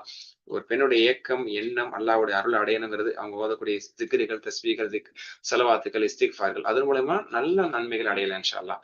உதாரணத்துக்கு மாதவிடாய் இல்லாம நோன்பே பிடிச்சி ஒருத்தங்க ஏனோதானமா இருக்கிறதுக்கு, அவங்க பாட்டு கவனக்குறைவா இருக்கிறதுக்கு, மாதவிடாய் காலத்துல நோன்பு விட்டுட்டு, தொழுகையை விட்டுட்டு ஒரு பெண் ரொம்ப ஏக்கத்தோட இறை அருளோட எதிர்பார்த்துருக்கோம். அவங்கள விட இவங்க அதிகமா நன்மை அடையலாம். ஆனா இதெல்லாம் செஞ்சுதான் அதை காம்பன்சேட் பண்ண முடியலாம் கிடையாது. அப்படி ஒண்ணும் இல்லை. லிங்க் போட்டிருக்காங்க, குரூப் லிங்க் போட்டிருக்காங்க. Ladies group link, gents group link தெளிவா போட்டிருக்காங்க. அதை பார்த்து இணைஞ்சுக்கிறேங்க இன்ஷா அல்லாஹ். ஹஜ்ரத் நேரத்தில் குர்ஆன் ஓதலாமா? ஹைஸ் நேரத்தில் குர்ஆன் ஓதலாம் கூடாதா? மாதவிடாய் காலத்துல குர்ஆனை தொடாம ஓதலாம். சரிங்களா? மனப்பாடமோ உங்களுக்கு தெரிஞ்சது நீங்க ஓதலாம், அல்லது போன் மூலியமா அந்த மாதிரி ஓதலாம். தடை இருக்கு. சில அறிஞர்கள் கூடாதுன்னு சொல்லியிருக்காங்க, இல்லைங்கிறதுக்கு இல்ல. சில இமாம்கள் மாதவிடாயையும் ஜனாபத்தோடு ஒப்பீடு செய்து, ஏன்னா ஜனாபத்துல இருக்கவங்க ஓதக்கூடாது. ஆணும் பெண்ணும் குளிப்பு கடமை ஆகுதுல, இல்லறத்தின் மூலமா, தூக்கத்தின் மூலமா. அவங்க குளிச்சுட்டு தான் குர்ஆனை தொடணும் ஓதணும். அதோட ஹைதை கம்பேர் பண்ணி பார்க்கக்கூடிய அறிஞர்கள் கூடாதுன்னு தான் சொல்றாங்க. ஆனா சில அறிஞர்கள் ஜனாபத்து மாதிரி கிடையாது ஹைது. ஜனாபத்துனா நினைச்சா உடனே குளிச்சு சுத்தமாயிரும். ஆனா ஹைது அப்படி இல்லை. அது 5 நாளோ 3 நாளோ 7 நாளோ 10 நாளோ அது ஆகும். அதனால அவங்க இதுதான் காரணம் கிடையாது. One of the reasons. இதையும் ஒரு காரணமாக சொல்லி வேறு சில அடிப்படைகளை வச்சு நான் எல்லாத்தையும் ஷார்ட்டா தான் சொல்லுவேன்.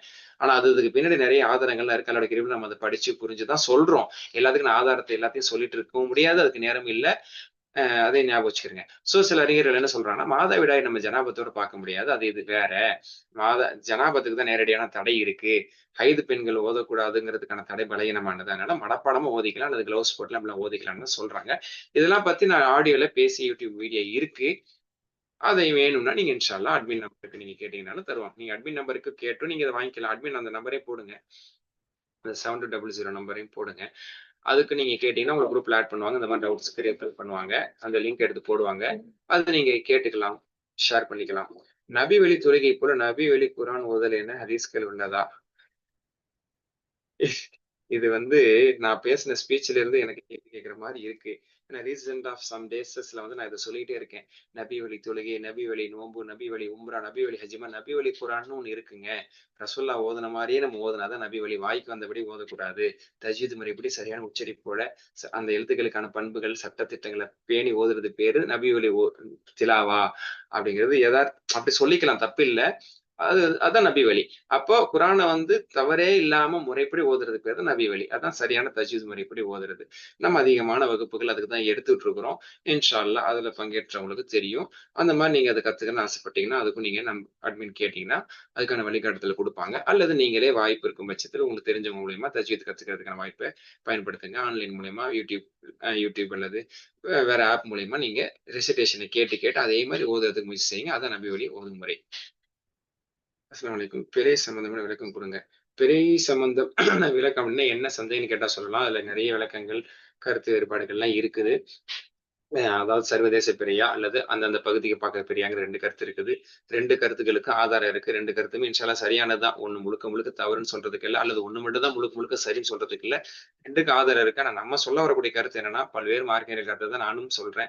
என்ன அப்படின்னா, அந்தந்த பகுதிகளுக்கான பிறையை பேணிக் கொள்வது சிறந்தது. அததான் பல மார்க்கறிஞர்கள் சிறந்ததுன்னு சொல்றாங்க. அதனால நம்ம பகுதியில் நம்மளுக்காக பொறுப்பு வழங்கப்பட்டவங்க எப்ப பிறையை அறிவிக்கிறாங்களோ அதை பின்பற்றி நம்ம நோன்பு வைக்கிறதா சிறந்தது. ஏன்னா எல்லாரும் ஒண்ணு சேர்ந்து நோன்பு வைங்க, ஒண்ணு சேர்ந்து நோன்பு விடுங்கன்னு ரசூலா சொல்லியிருக்காங்க. பிறையை பார்த்து வைங்கன்னு சொன்ன அதே ரசூல் இல்ல, ஒண்ணு சேர்ந்து வைங்க, ஒண்ணு சேர்ந்து விடுங்கன்னு சொல்லியிருக்காங்கனால நம்ம பகுதியினுடைய ஒற்றுமைக்காக நம்ம எங்கேயோ கிடைத்த தகவலை வச்சு மட்டும் நம்மள 100% மக்கள்ல ஒரு 90% மக்களை விட்டுட்டு, அல்லது 95% மக்களை விட்டு நம்ம மட்டும் ஒரு சிலர் மட்டும் நோன்பு முன்னாடி பிடிச்சுக்கிறதோ, பெருநாள் முன்னாடி கொண்டாடுகிறதோ அது சிறந்ததல்ல. அதை பல்வேறு மார்க்கறிஞர்கள் அது வந்து அந்த அணுகுமுறை தவறுன்னு தான் சொல்றாங்க. அதுக்கு ஆதாரம் இருந்தாலும் அது சிறந்ததல்ல. எல்லாரோட ஒண்ணா நோன்பு வைக்கிறது தான் சிறந்தது. ஏன்னா அதுக்கு ஆதாரமும் இருக்கு, ஒற்றுமை இருக்குங்கிறனால நம்ம சிம்பிளா சொல்றதா லோக்கல் பிறையின் அடிப்படையில், அறிவிப்பின் அடிப்படையில் செயல்படுறது சிறந்தது. அதுக்கு மேல அந்த காதி தவறு செய்யறாரு, அவர் ஒழுங்கா சொல்லலன்னா அவருக்கும் அல்லாவுக்கும். ஆனா நம்ம ஒரு தலைமைக்கு கட்டுப்பட்டு பிறை விஷயத்துல காதிக்கு கட்டுப்பட்டு இருக்கணுங்கிறத நம்மளுக்கான அட்வைஸபிள் இன்ஷா அல்லாஹ். அது போக பிறை சம்பந்தமா ஒரு 10 நிமிஷமோ 9 நிமிஷமோ ஒரு ஆடியோ நான் பேசியிருக்கேன். அது வேணும்னா நீங்க அனுப்பி வைக்க, நீங்க அதை குரூப்ல கேட்கலாம், அது அட்மின்ட்ட கேட்கலாம். அட்மின் நம்பர் போட்டிருக்காங்க பாருங்க, 7200263535. இது வந்து அஹ்லுல் இஸ்லாமுக்காகவே நம்ம எடுத்துக்கூடிய நம்பரு. இதுல உங்களுடைய குவரிஸ் எல்லாமே ரிப்ளை பண்றதுக்காக தான். இந்த இதுக்கு நீங்க சிம்பிளி மெசேஜ் போட்டு உங்க டவுட்டை போடுங்க, இன்ஷா அல்லாஹ் அதுக்கான பதில் தரோம்.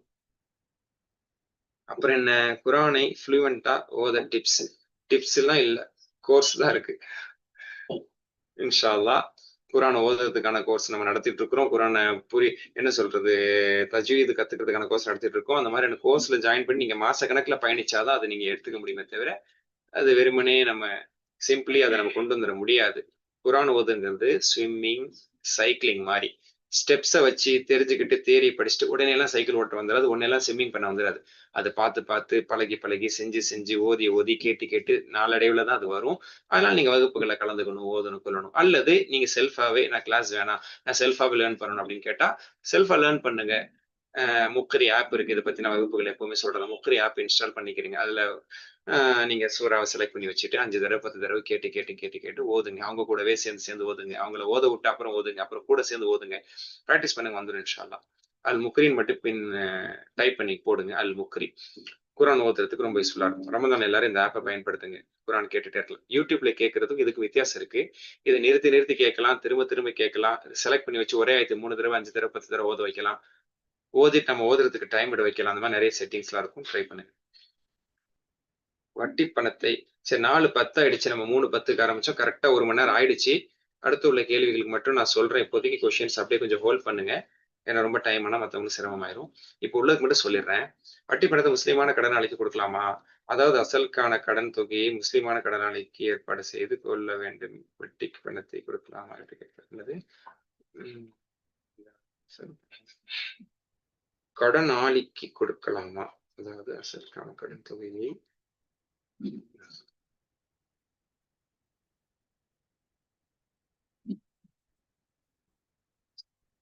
நீங்க சிம்பிளா ஞாபகம் வச்சுக்கிறீங்களேன். வட்டி பணத்தை உங்க கடமை அல்லாத விஷயத்தை நீங்க கொடுக்கலாம்.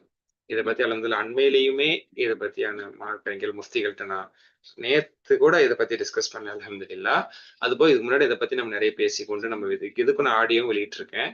அது வேணாலும் நீங்க இன்ஷால்லா அட்மிட் மெசேஜ் பண்ணுங்க. அந்த வீடியோ ஒரு 3 மினிட்ஸ் 4 மினிட்ஸ் பேசியிருப்பா. அது உங்களுக்கு யூஸ்ஃபுல்லா இருக்கும். சிம்பிளா சொல்லணும்னா ஒரு தேவை உள்ள யாருக்கா நீங்க கொடுத்துடலாம். உங்களுக்கு பயன்படுத்திக்காதீங்க, உங்க குடும்பத்துக்கு பயன்படுத்திக்காதீங்க, உங்க கடமைக்கு பயன்படுத்திக்காதீங்க. சிம்பிளி என் கடமைக்கு, என் தேவைக்கு, என் குடும்பத்துக்கு பயன்படுத்தக்கூடாது. யாருக்கோ எதுக்கோ நீங்க பர்பஸ் தான் கிடையாது. ஒரு கஷ்டம் உள்ள மக்கள், தேவை உள்ள மக்கள் யாரோ ஒருத்தவங்களுக்கு நீங்க கொடுத்துருங்க. அவ்வளவு. அது நீங்க தர்மம்னு சொல்லி கொடுக்காதீங்க. ஜக்காத்துன்னு உங்க ஜக்காத்தெல்லாம் கொடுத்துட முடியாது. சரிங்களா? அவருடைய ஒரு தேவைக்கு கொடுங்க. அவர் என்னமோ பண்ணிட்டு போறாரு, அவ்வளவுதான். நன்மை எதிர்பார்க்காம நீங்க கொடுத்துடணும், அவ்வளவுதான். ஏன்னா அது உங்களுடைய பணமே இல்லை. உங்க பணத்தை தான் உங்க பணமா நீங்க நன்மை எதிர்பார்த்து கொடுங்க. இது உங்க பணமே இல்லை. அது ஒரு ஹராமான வட்டியான பணம். அதை என்ன செய்யறது? தூக்கி கீழே ட்ரைனேஜ்ல போட முடியாது, அப்படி வேஸ்ட் ஆக்க முடியாது, நெருப்புல போட்டு எரிக்க முடியாது, மண்ணு தோண்டி புதைக்க முடியாதுங்கிறதுக்காக அது எனக்கானது இல்லை, ஆனா எனக்கு வந்துருச்சு, அதனால இதுல அதுக்காக என் குடும்பத்துக்கு எனக்கு நான் பயன்படுத்திக்க முடியாதுங்கிறதுக்காக யாருக்கோ கொடுக்குறீங்க. அது கடனாளிக்கோ, அவர் கடனை கொடுக்கறதுக்கோ, அவர் வட்டியை கட்டுறதுக்கோ, எதுக்கோ கொடுங்க. ஆனா வட்டி கட்டுறவங்களுக்கு நீங்க அட்வைஸ் பண்ணணும். அந்த அடிப்படையில அவங்களுக்கு அதை எச்சரிங்க. அதுல இருந்து அவங்க விடுபடுறதுக்காக வழி இல்லாம கட்டி முடிக்கிறதுக்காக கொடுங்க. ஆனா அதை தொடரக்கூடாதுன்னு சொல்லிடுங்க. உஸ்தாத், வருமானத்துக்கு ஜக்காத்திற்கு இருக்க சொந்த தொழில் பண்ணாதான் கொடுக்கணும், இல்ல சேலரி போறவங்க ஜக்காத்? செல்வம் வச்சிருக்கோம் கொடுக்கணும். தொழிலோ, சேலரி பேஸ்டோ, இன்வெஸ்டரோ, ஓனரோ, தொழிலாளியோ, whatever whoever we are, நம்மள்ட்ட செல்வம் இருக்கு. இன்னைக்கு சொல்றதா இருந்தா 595 கிராம் வெள்ளி அந்த அளவுக்கு யார்கிட்ட காசு இருக்கோ, அல்லது 10 பவுன் நகை தங்கம் அதுக்கு ஈக்குவலா யார்கிட்ட இருக்கும். 10 பவுன் நகைனா இன்னைக்கு அது 10-12 லட்சத்தை தாண்டி போகுது. 595 கிராம் வெள்ளினா அது ஒரு 40-50,000 அநேகமா வரும். அந்த கணக்கே எடுத்துக்கலாம், அல்லது இந்த கணக்கு எடுத்துக்கலாம். சில அறிஞர்கள் அந்த கணக்கு எடுங்கிறாங்க, சில அறிஞர்கள் இந்த கணக்கு எடுங்கிறாங்க. பேணுதல் வெள்ளி கணக்கு எடுத்துக்கிறது, அப்பதான் சீக்கிரமா ஜக்காத் கடமையாகும். அப்ப 595 கிராம் நீங்க கால்குலேட் பண்ணிக்கணும். 595 கிராம் வெள்ளி எவ்வளவு ரேட்னு போடுங்க. யாராவது கூட வாய்ப்பு இருந்தா போட்டு அனுப்புங்க, பார்ப்போம். சரிங்களா? அது 25,000 வேல்யூ இருக்கும் போதுல இருந்து நான் சொல்லிட்டு இருக்கேன். இப்ப எனக்கு தெரிஞ்சு 40,000 மேல இருக்கும்னு நினைக்கிறேன்.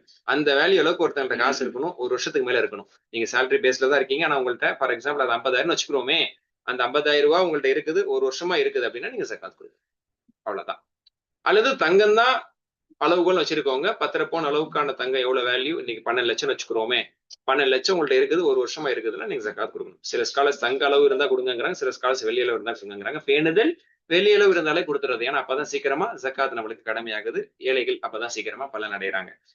ஞாபகம் வச்சுக்கோங்க. இன்ஷா அல்லாஹ். நகை சீட்டு போடுறது வட்டி இல்ல, வட்டி கிடையாது. சீட்டு கட்டி நம்ம நகை வாங்குறோம்.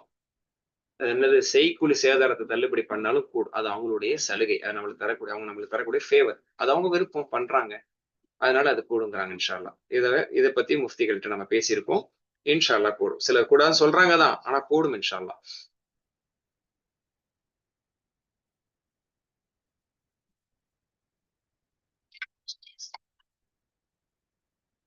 ஏத்திகாஃப் இருக்கும் பெண்களின் கடமை விளக்கவும் சொல்லிட்டேனே. கடமைலாம் ஒண்ணும் இல்லை, பள்ளியில தான் இருக்கணும், ஞாபகம் வச்சுக்கிறோங்க. ஏத்திகாஃப் இருக்கிறவங்க இந்த அளவுக்கு பேணுதல ஒழுக்கமா இருக்குன்னு நம்ம சொன்னோம். மாதவிடாய் வந்துருச்சுன்னா ஏத்திகாஃப் முறிஞ்சிடும், வீட்டுக்கு வந்துடணும். மற்றபடி ஆண்கள் பெண்கள் சட்டம்லாம் ஒண்ணுதான். நகைக்கான ஜகாத் கணவன் கடனாளி ஆக இருந்தால் கணவனுக்கு கொடுக்கலாமா?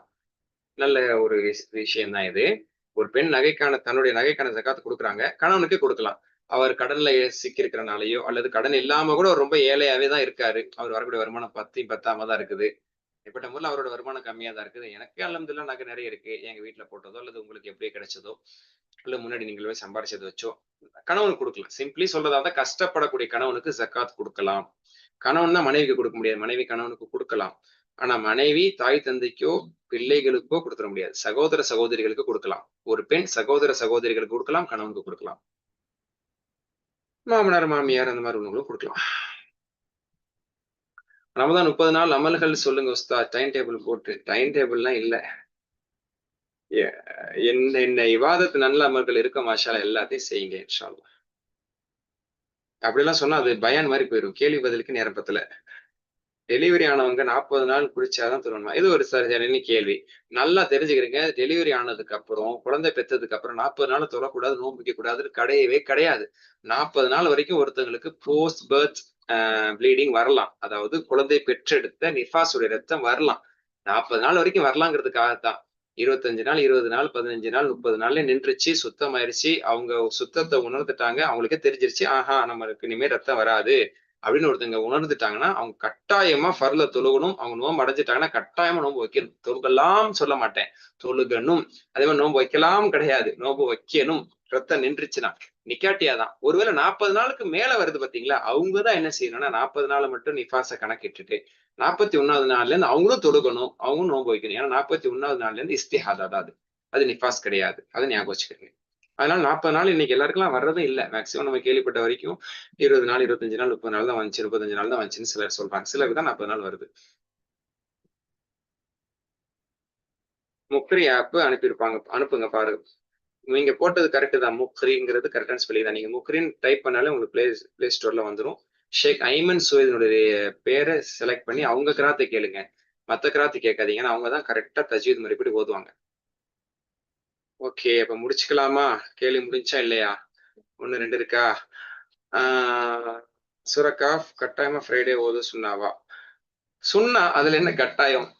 உறுதியா சுண்ணாவான்னு கேளுங்க. உறுதியா சுண்ணாதான். ஏன்னா அதுலயும் சில குழப்பவாதிகள் குழப்புறாங்க பலகீனமான செய்தின்னு சொல்லி. நோ, சின்ன சின்ன பலகீனங்கள் அந்த விஷயத்துல சொல்லப்பட்டாலும் அது வலுவானது.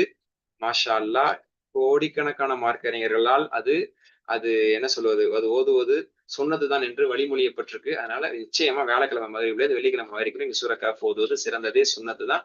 அவர்களுக்கு ஒளி கிடைக்கும், அவங்களுடைய பாவங்கள் மன்னிக்கப்படுங்கிற வாக்குறுதி உண்டு. கணவன் வட்டில இருக்கும்போது ஒரு மனைவியாக எவ்வாறு நடப்பது? எப்படி கொடுக்கலாம்? ஏங்க வட்டியில இருக்காங்கிறது வேற. ஒருத்தர் வட்டி தொழில் செய்யறாரு, ஒருத்தர் பாவம் செய்யறாரு, ஒருத்தர் விபச்சாரம் செய்யறாரு, ஒருத்தர் திருடுறாரு, ஒருத்தர் ஏமாத்துறாரு. இந்த மாதிரி நல்லா பாதுகாக்கணும். ஒருத்தர் பாவம் செய்யறனால அவருக்கு ஜக்காத் கொடுக்க கூடாதுன்னா கிடையாது. அவரை திருத்தணும், சொல்லணும், கொல்லணும். மேல அவர் கஷ்டப்படுறாரு, பாவப்படுறாரு, திருந்தன்னு நினைக்கிறாரு, கொள்றாருன்னா அவருக்கு நம்ம ஜக்காத் கொடுக்கலாங்க. சரிங்களா? அவரை திருத்துறதுக்காக நம்ம அது என்னன்னு நம்ம ஹேண்டில் பண்ணணுமோ பண்ணிக்கணும். அதுக்காக அவர் கொடுக்க கூடாதுன்னா கிடையாது. கொடுத்து அவர் திருத்தணும், அவர் மாறுறதுக்கான முயற்சி செய்யணும் இன்ஷா அல்லாஹ். அணிந்திருக்கும் நகைக்கும் ஜக்காத் கொடுக்கணும். அதான் இது கருத்து வேறுபாடான விஷயம். சஹாபாக்களுக்கு மத்தியிலேயே பெரிய கருத்து வேறுபாடு இருக்கு. அணியக்கூடிய நகைக்கு கொடுக்கணுமா கொடுக்க கூடாது. பல பேருக்கு கொடுக்க தேவையில்லைன்னு சொல்றாங்க, பல பேர் கொடுக்கணும்னு சொல்றாங்க. அது முஹதிஸின்கள்ட்ட இந்த கருத்து வேறுபாடு இருக்கு, ஃபுகஹாக்கள்ட்ட இருக்குது. 2 கருத்துமே வலுவானதுதான். அதையும் சொல்லிக்கிறேன். 2 கொடுக்க தேவையில்லைங்கிற கருத்தும் வலுவானதுதான், கொடுக்கணுங்கிற கருத்தும் வலுவானதுதான். அதுல பேணுதல் கொடுத்து விடுவதே. ஆனால் அந்த கொடுக்க தேவையில்லைன்ற கருத்தை தழுவி அதன் அடிப்படையில அந்த ஸ்காலர்ஸுடைய கருத்தை நாம் பின்பற்றி கொடுக்காமல் இருந்தால் இன்ஷா அல்லாஹ் அணியக்கூடிய நகைக்கு ஜக்காத் கொடுக்காதது தவறாகாது. ஜக்காத் தன்னுடைய தாய் தங்கி கொடுக்கலாமா? இப்பதானே சொன்னேன், தாய்க்கு கொடுக்க கூடாது, பிள்ளைக்கு கொடுக்க கூடாது, மனைவிக்கு கொடுக்கக்கூடாது, பேரன் பிள்ளைகளுக்கு கொடுக்கக்கூடாது, தாத்தா பாட்டிக்கு கொடுக்கக்கூடாது. மற்றபடி ஒரு பெண் கணவனுக்கு கொடுக்கலாம், அண்ணன் தம்பி அக்கா தங்கச்சிக்கு ஆணும் கொடுக்கலாம், பெண்ணும் கொடுக்கலாம். ஹதீஸ் எல்லாம் எடுத்து நம்ம இப்ப அனுப்புறதுலாம் சிரமம். So sorry. நான் சொல்லக்கூடியது எல்லாமே குரான் அடிப்படையிலேயோ ஹதீஸ் அடிப்படையிலேயோ என்ன சொல்றது, அந்த குரான் சொன்ன அடிப்படையில மார்க் அறிஞர்கள் இமாம்கள் நம்ம சொன்ன சட்ட திட்டத்தை வச்சுதான் நான் உங்களுக்கு சொல்லிட்டு இருக்கேன். அதை எடுத்து அனுப்புறது சிரமம். உங்களுக்கு கண்டிப்பா தேவைப்படுது அப்படின்னா நீங்க அட்மின் கான்டாக்ட் பண்ணி கேளுங்க. அது உங்களுக்கு கொடுத்தாதான் உங்களுக்கு ஒர்க் அவுட் ஆகணும். நான் அதுக்காக வேணா அல்லாஹ்க்காக உங்களுக்கு எடுத்து தரேன். தாய்க்கும் கொடுக்க கூடாது, பிள்ளைக்கும் கொடுக்க கூடாது. சரிங்களா? எல்லாம் ஒண்ணுதான். தன்னுடைய தாயின் தங்கைக்கா? தாயின் தங்கைக்கு கொடுக்கலாம். அதான் சொல்லிட்டேன்ல, தாய்க்கு, தந்தைக்கு, பிள்ளைக்கு, பேரன் பேத்திகள், தாத்தா பாட்டி கொடுக்கூடாது. அதுக்கப்புறம் நீங்க ஒன்னொன்னா கேட்க தேவையில்ல. மருமனுக்கு கொடுக்கலாமா, சின்னம்மா கொடுக்கலாமா, பெரியம்மா கொடுக்கலாமான்னு நம்ம கேள்வி அப்படி இழுத்துட்டு போக தேவையில்லை. வேற எல்லாருக்கும் கொடுக்கலாம். சாச்சா, சாச்சி, பெரியம்மா, பெரியப்பா, மாமா, மாமி, அத்தை, அவங்க இவங்க யாருக்கு வேணா கொடுக்கலாம். இஸ்லாத்தில் துறவரம் இல்லை என்றால் ராபியத்துல் பஸ்ரி அவர்கள் மட்டும் ஏன் துறவரம் மேற்கொண்டார்கள்? அது அவங்க மேற்கொண்டது துறவரம் கிடையாது. பற்றற்ற வாழ்க்கையை வாழ்ந்தாங்க. அவ்வளவுதான். பற்றற்ற உலகத்தின் மீது ஒரு மோகம் இல்லாமல் அல்லாஹ் அப்படிங்கிற ரீதியில் அவங்க வாழ்ந்தாங்க. அவ்வளவுதான். அதை தாண்டி உங்களுக்கு இது துறவரமா இல்லையா, இப்படி இருப்பது கூடுமா கூடாதான் நீங்க கேள்வி கேட்டா அதுக்கு பதில் சொல்லலாம். இது இஸ்லாத்துல கூடுமா கூடாதான் நம்ம சொல்லலாம். ஓகே, முக்ரி அப்படி இதுவும் கொடுத்துட்டாங்க. அல்ஹம்துலில்லாஹ். கொஸ்டின்ஸ் இன்னும் ஸ்டாப் பண்ணலையா? ஓகே, இதோட ஸ்டாப் பண்ணுவோம் இன்ஷா அல்லாஹ். குடும்பத்தின் வசதியானர் 10 பேரை உம்ரா எடுக்கிறாங்க. அந்த உம்ராவின் நன்மை தனக்கானதா இல்ல அவருக்கானதா? குடும்பத்தில் வசதி 10 பேர் உம்ரா செய்து ஹெல்ப் பண்றாங்களா அப்படின்னா 10 பேர் உம்ரா போறாங்கல்ல, அவங்களுக்கு 10 பேருக்கு அவங்க உம்ரா செஞ்ச நன்மைலாம் கிடைச்சிரும். ஒரு குறையும் இருக்காது. உம்ராக்கு அனுப்பி வைக்கிறவருக்கு அல்லாஹ் எப்படி வேணா நன்மை கொடுக்கலாம். ஒண்ணு அவங்க உம்ரா செய்யற நன்மையும் கொடுக்கலாம், அல்லது ஒரு உம்ராக்கு அனுப்பி வச்சாங்க, இவ்வளவு பெரிய ஒரு தர்மம் அவங்களுக்கு நன்மையான விஷயத்த செஞ்சாங்கிற அடிப்படையில் அல்லாஹ் நன்மை கொடுப்பான். அந்த மாதிரி அனுப்பி வச்சருக்கு பல மாதிரி அல்லாஹ் நன்மை கொடுப்பான். அவருடைய எண்ணம், இஹ்லாஸ், அவருடைய எந்தெந்த அளவுக்கு பெரிய நோக்கத்துல செஞ்சாரோ அவ்வளவு நன்மை அவர் அடைஞ்சுக்குவாரு. போறவங்களுக்கு கண்டிப்பா உம்ரா செஞ்ச நன்மை கிடைக்கும். சொந்த காசுல போனாதான் உம்ரா நன்மைங்கிறது இல்ல, அடுத்தவங்க அனுப்பி வச்சு போனா நன்மை இருக்கு. ஆனா தான் சம்பாரிச்சு போற அந்த செலவுல போறக்கூடிய உண்மைக்கான சிறப்பு அதிகம். அது ஞாபகம் வச்சுக்கிறேன். அஸ்ஸதா வசனம் ஓதும் போது சஜிதாவா? மக்கால சஜிதா செய்யறாங்க, பட் இங்க உள்ள பிள்ளை செய்ய மாட்டாங்க. சோ செய்யலாம். சில சஜிதாவுடைய வசனங்கள்ல சஜிதா செய்யலாம், செய்ய தேவையில்லைன்னு கருத்து வேறுபாடு இருக்கு. அதனால சில இடங்கள்ல செய்யலாம், சில இடங்கள்ல செய்யாம இருக்கலாம். அது ஒண்ணும் தப்பு இல்லை. அதே மாதிரி கருத்து வேறுபாடு இல்லாத வசனத்துக்கே ஒருத்தர் செய்ய மறந்துட்டாரு, செய்யலனாலும் தப்பு இல்லை. ஆனா அது கட்டாயம் கிடையாது. ஆனா செய்யறது சிறந்தது. அதனால அது பெரிய பிரச்சனை இல்லை. சரிங்களா? நம்ம சஜிதாவோட வசனத்தை கேட்கிறோம், ஓதுனவரை உதாரணத்துக்கு செய்யல, நம்ம செய்யலாம். அது சஜிதா வசனம் தெரிஞ்சா செய்யலாம். தராவி 8 20 இதை பத்தி நான் ஆடியோல பேசியிருக்கேன், ஒரு டீட்டெயிலா பேசியிருக்கேன். 8ங்கிறதுக்கு என்ன ஆதாரம், 20ங்கிறதுக்கு என்ன ஆதாரம், எது சரியான கருத்து நான் ஆடியோல பேசியிருக்கேன். இன்ஷா அல்லாஹ் அதை நீங்க அட்மின்ட்ட கேளுங்க, நான் அனுப்ப சொல்றேன். ஆனா கேட்டுட்டா இங்கேயும் பதில் சொல்லணும்ல, அதுக்காக சுருக்கமா சொல்றேன். அதாவது அது நபி ஸல்லல்லாஹு அலைஹி வஸல்லம் வாழ்நாள் முழுக்க 8+3 தொழுதுருக்காங்க, 13. சரிங்களா? ஆனா ரமதான்ல உமரதுல நடைமுறைப்படுத்திய அந்த ஒரு விஷயத்துல 8 என்ற ஆதாரம் இருக்கு, 20ங்கிற ஆதாரம் இருக்கு. அந்த அடிப்படையில 2க்குமான ஆதாரமே தாராளமாக இருக்குது. அதனால ரெஸ்ட்ரிக்ஷனே இல்லை. இதுல ஒரு நடுநிலை என்ன மார்க்கெட்டுகள் சொல்லுவாங்கன்னா, நீங்க நீண்ட நேரம் நின்று தொழுறதா இருந்தா 8 ரக்காத் தொழுவது சிறந்தது. இல்ல சுருக்கமா தொழுன்னு நினைச்சீங்கன்னா 20 ரக்காத் தொழுவது சிறந்தது. சரிங்களா? மொத்தம் 2க்கு நீங்க நிறைய டைம் கொடுங்கிறது. ஆனா ஸலாத்துல் லைல் மஸ்னா ரெண்டா எவ்வளவு வேணாலும் தொழலாம். பிம்பாஸ் அதான் சொல்றாங்க, 20க்கு தொழக்கூடாதுன்னு யாரும் சொல்லாதீங்க. ஹாதிஹி சுன்னா ஹாதிஹி சுன்னா, இதுவும் வழிமுறைதான், இதுவும் வழிமுறைதான். உங்களுக்கு ரசூலுல்லாஹ்ட்ட கிடைத்த வழிமுறைதான். அதனால 20ம் சரிதான், 8ம் சரிதான். அவங்க இதை தவறுன்னு சொல்ல தேவையில்லை, இவங்க அதை தவறுன்னு சொல்ல தேவையில்லை. நீண்ட நேரம் தொழுவதுதான் சிறந்தது. வாக்குவாதத்தை தவிர்த்து தொழுகை ஈடுபடுறதா சிறந்தது. அதை தாண்டியும் தொழுவலாம். இதுதான் சரியான கருத்து. நல்லா ஞாபகம் வச்சிருக்கேன். குழப்பிட்டே தான் இருப்பாங்க. 2க்கு ஆதாரம் இருக்கு. உங்க பகுதியில 8 ரக்காத் தான் தொழு வைக்கிறாங்கன்னா அந்த பள்ளிக்கு தாராளமா போய் தொழுவுங்க. அதை தாண்டி இரவுல தொழுவதுக்கு வாய்ப்பு கிடைக்க தாராளமா தொழுவுங்க.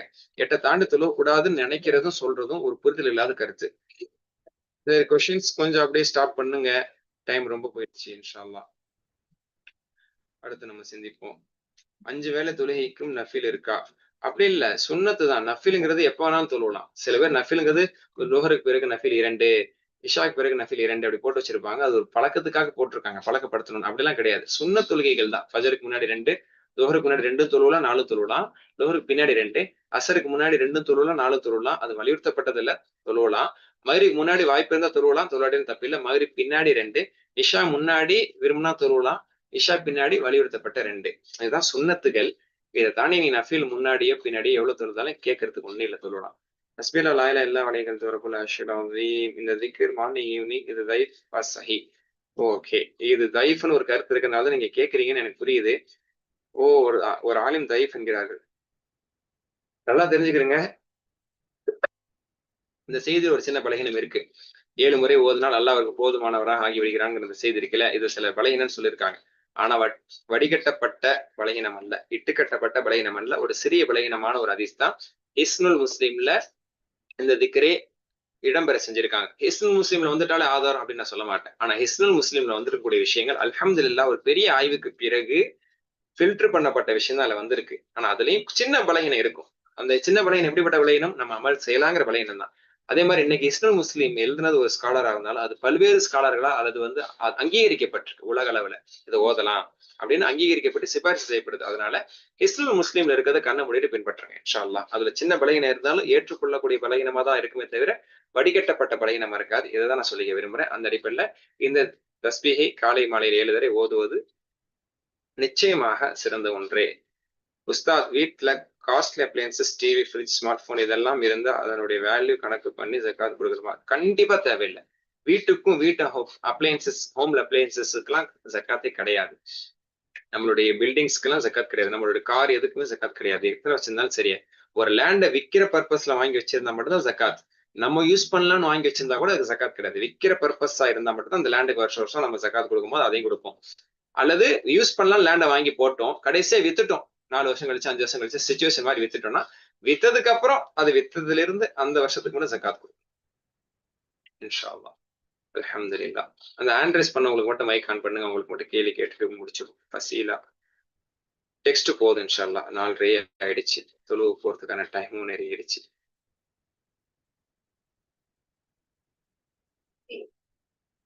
ஃபசீலா கேக்குறீங்களா? இல்ல முன்னாடி ஹேண்ட் ரைஸ் பண்ணிட்டு போயிட்டாங்கன்னு தெரியல. சரி, இல்லைன்னா பரவாயில்ல. ஹைர் அல்ஹம்துலில்லாஹ் பரக்கல்லாஹு ஃபீக். எனக்கு தெரிஞ்ச டெக்ஸ்ட் ஒண்ணு விடாம நான் எல்லாத்துக்குமே சொல்லிட்டேன். இதுல ஒரு சிலது சுருக்கமா சொல்லி டீட்டெயிலா வேணும்னா நீங்க ஆடியோ மூலியமா கேளுங்க, டெக்ஸ்ட் மூலியமா அட்மின் மூலியமா கேளுங்க, சொல்றேன்னு நான் சொல்லியிருக்கேன். அந்த மாதிரி நீங்க அட்மின் மூலியமா கேளுங்க, அல்லது குரூப்லயும் ஆட் ஆயிருங்க. ஆட் ஆகாதவங்க குரூப்ல ஆட் ஆயிருங்க, அந்த குரூப்ல இன்ஷால்லா உங்களுக்கு வந்துடும். திரும்ப ஒரு கேள்வி வந்திருக்குது, திரும்ப இப்போதைக்கு கேள்வி தொடர வேண்டாம் ப்ளீஸ், புரிஞ்சுக்குங்க இன்ஷா அல்லாஹ். நேரத்தை நம்ம கொஞ்சம் இது பண்ணணும். அந்த மாதிரி எனக்கு குரூப்ல ஆட் ஆயிட்டீங்கனாலும் அடுத்தடுத்த ஆக்டிவிட்டிஸ் எல்லாமே உங்களுக்கு வந்துடும். அதே மாதிரி சில கேள்வி பதில்களும் உங்களுக்கு கொடுத்துட்டே தான் இருக்கும். கேள்வி நீங்க குரூப் மூலியமா எப்போ வேணாலும் கேட்கலாம். இது வருஷத்துக்கு ஒரு வாட்டி தான் கேட்கலாம்னு கிடையாது, வருஷம் ஃபுல்லா கேட்கலாம். மார்க்கம் படித்தது வாழ்நாள் முழுக்க மார்க்கத்தை உங்களுக்கு கற்றுக் கொடுக்கறதுக்கு தான். அந்த அடிப்படையில் எப்போதுமே நான் தயாரா இருக்கிறேன். கொஸ்டினை டெலிட் பண்ணிட்டீங்கன்னு நினைக்கிறேன். டெலிட் பண்ண அவசியம் இல்லை, போட்டது வைங்க, அது மட்டும் நான் கடைசியாக ரிப்ளை பண்றேன். அதனால நீங்க குரூப்ல ஜென்ஸுக்கு தனி குரூப் இருக்கு, லேடிஸ் தனி குரூப் இருக்கு. லேடிஸ் குரூப்ல லேடிஸ் தான் இருக்கிறீங்க இன்ஷா அல்லாஹ், கவலைப்பட வேணாம். அதுலயும் நம்ம பதில் சொல்லுவோம். டெக்ஸ்ட்ல நீங்க கேள்வி கேட்கலாம், ஆடியோல கேட்கலாம், அது நம்ம பதில் சொல்லுவோம். அல்லது இப்ப கேட்டதுக்கானது ஏதாவது உங்களுக்கு விரிவான பதில் வேணும்னாலும் நீங்க அட்மின்ட்ட கேளுங்க, பதில் தரோம் இன்ஷா அல்லாஹ். உங்க லைவ் கொஸ்டின் ஆன்சருக்கு 1 hour 10 உஸ்தாத். அல்ஹம்துலில்லாஹ். நெக்ஸ்ட் டைம் அதிகப்படியான டைமுக்கு லைவ் வாங்க இன்ஷா அல்லாஹ். ஆமா, இன்னைக்கு கிட்டத்தட்ட 1.5 மணி நேரம், 1 மணி நேரம் 20 நிமிஷம் ஆயிடுச்சு. எப்பவுமே கேள்வி பதில் இப்படி ஆகுறது தான். நல்ல விஷயம். இன்னொரு ஒர்க் ஷாப் ரமதான் வைங்கன்னு சொல்றீங்களா? வைப்போம். அடுத்து வாரம் நம்ம ஞாயிற்றுக்கிழமை இன்ஷா அல்லாஹ் ஏதாவது ஒரு பலனுள்ள விஷயத்த செய்வோம். ஸோ அடுத்த வாரம் கேள்வி பதில் வைக்கலாமா, இல்ல ஏதாவது ஒரு தலைப்பின் கீழே பேசலாமா அப்படிங்கிறத நான் பாக்குறேன். அல்லது ஏதாவது ஒரு தலைப்பின் கீழே கொஞ்ச நேரம் பேசிட்டு திடீர்னு இப்ப ஸ்ட்ரைக் ஆகுது, ஒரு 1/2 மணி நேரம் ஏதாவது ஒரு தலைப்பின் கீழே நான் உங்களுக்கு ஸ்பீச் வேணா கொடுத்துட்டு அடுத்து ஒரு 1/2 மணி நேரம் நீங்க கேள்வி கேட்கறதுனாலும் கேட்கலாம். அந்த மாதிரி கூட பண்ணுவோம் இன்ஷா அல்லாஹ். அப்போ அடுத்த வாரம் என்ன அப்படிங்கிறத நம்ம பிளான் பண்ணிட்டு சொல்றோம். இதே மாதிரி ஞாயிற்றுக்கிழமை இந்த 3 மணிக்கு இன்ஷா அல்லாஹ். நெக்ஸ்ட் வீக்கும் அடுத்த ஒரு ப்ரோக்ராமோட சந்திப்போம். குரூப்ல ஆட் ஆனவங்க எல்லாம் குரூப்ல இருங்க, அந்த அப்டேட் எல்லாமே குரூப்ல வந்துடும். கொஸ்டின் ஆன்சர்ஸ் நீங்க அட்மின் மூலியமா கொஸ்டின் ஆன்சர் குரூப்ல நீங்க இன்ஷா அல்லாஹ் கேட்கலாம். ஓகே, பரக்கல்லாஹு ஃபீக்கும். அப்ப அல்ஹம்துலில்லாஹ் நிறைவுக்கு வந்துட்டோம் இன்ஷா அல்லாஹ். துஆ ஓதி இன்ஷா அல்லாஹ் கன்க்ளூட் பண்ணிடுவாங்க. நெக்ஸ்ட் வீக் நெக்ஸ்ட் ப்ரோக்ராம் இன்ஷா அல்லாஹ் சந்திப்போம். ஷுக்ரன் ஜஸீலா. பரக்கல்லாஹு ஃபீக்கும்.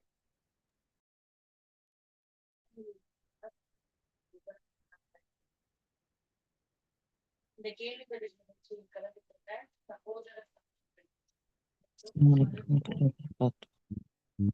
சகோதர மனமான நன்றியை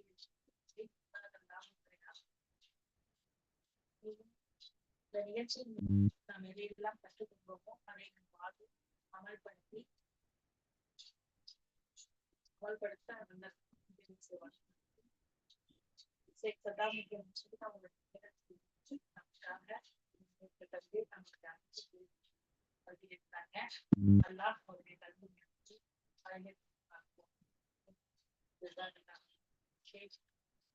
வச்சுக்கலாமா?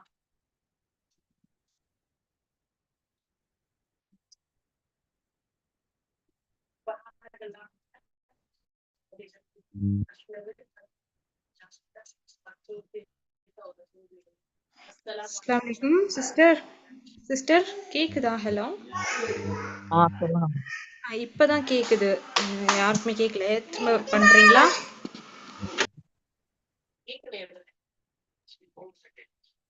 இல்ல கேக்கல சிஸ்டர்.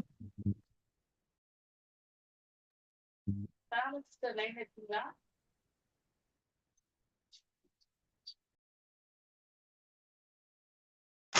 சிஸ்டர் கேக்குதா? Hello sister. நஸ்ரின் பேசுறது கேக்கல.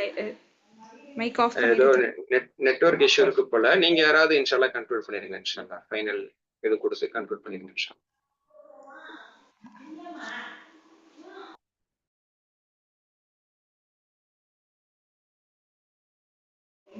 அல்ஹம்துலில்லாஹ்.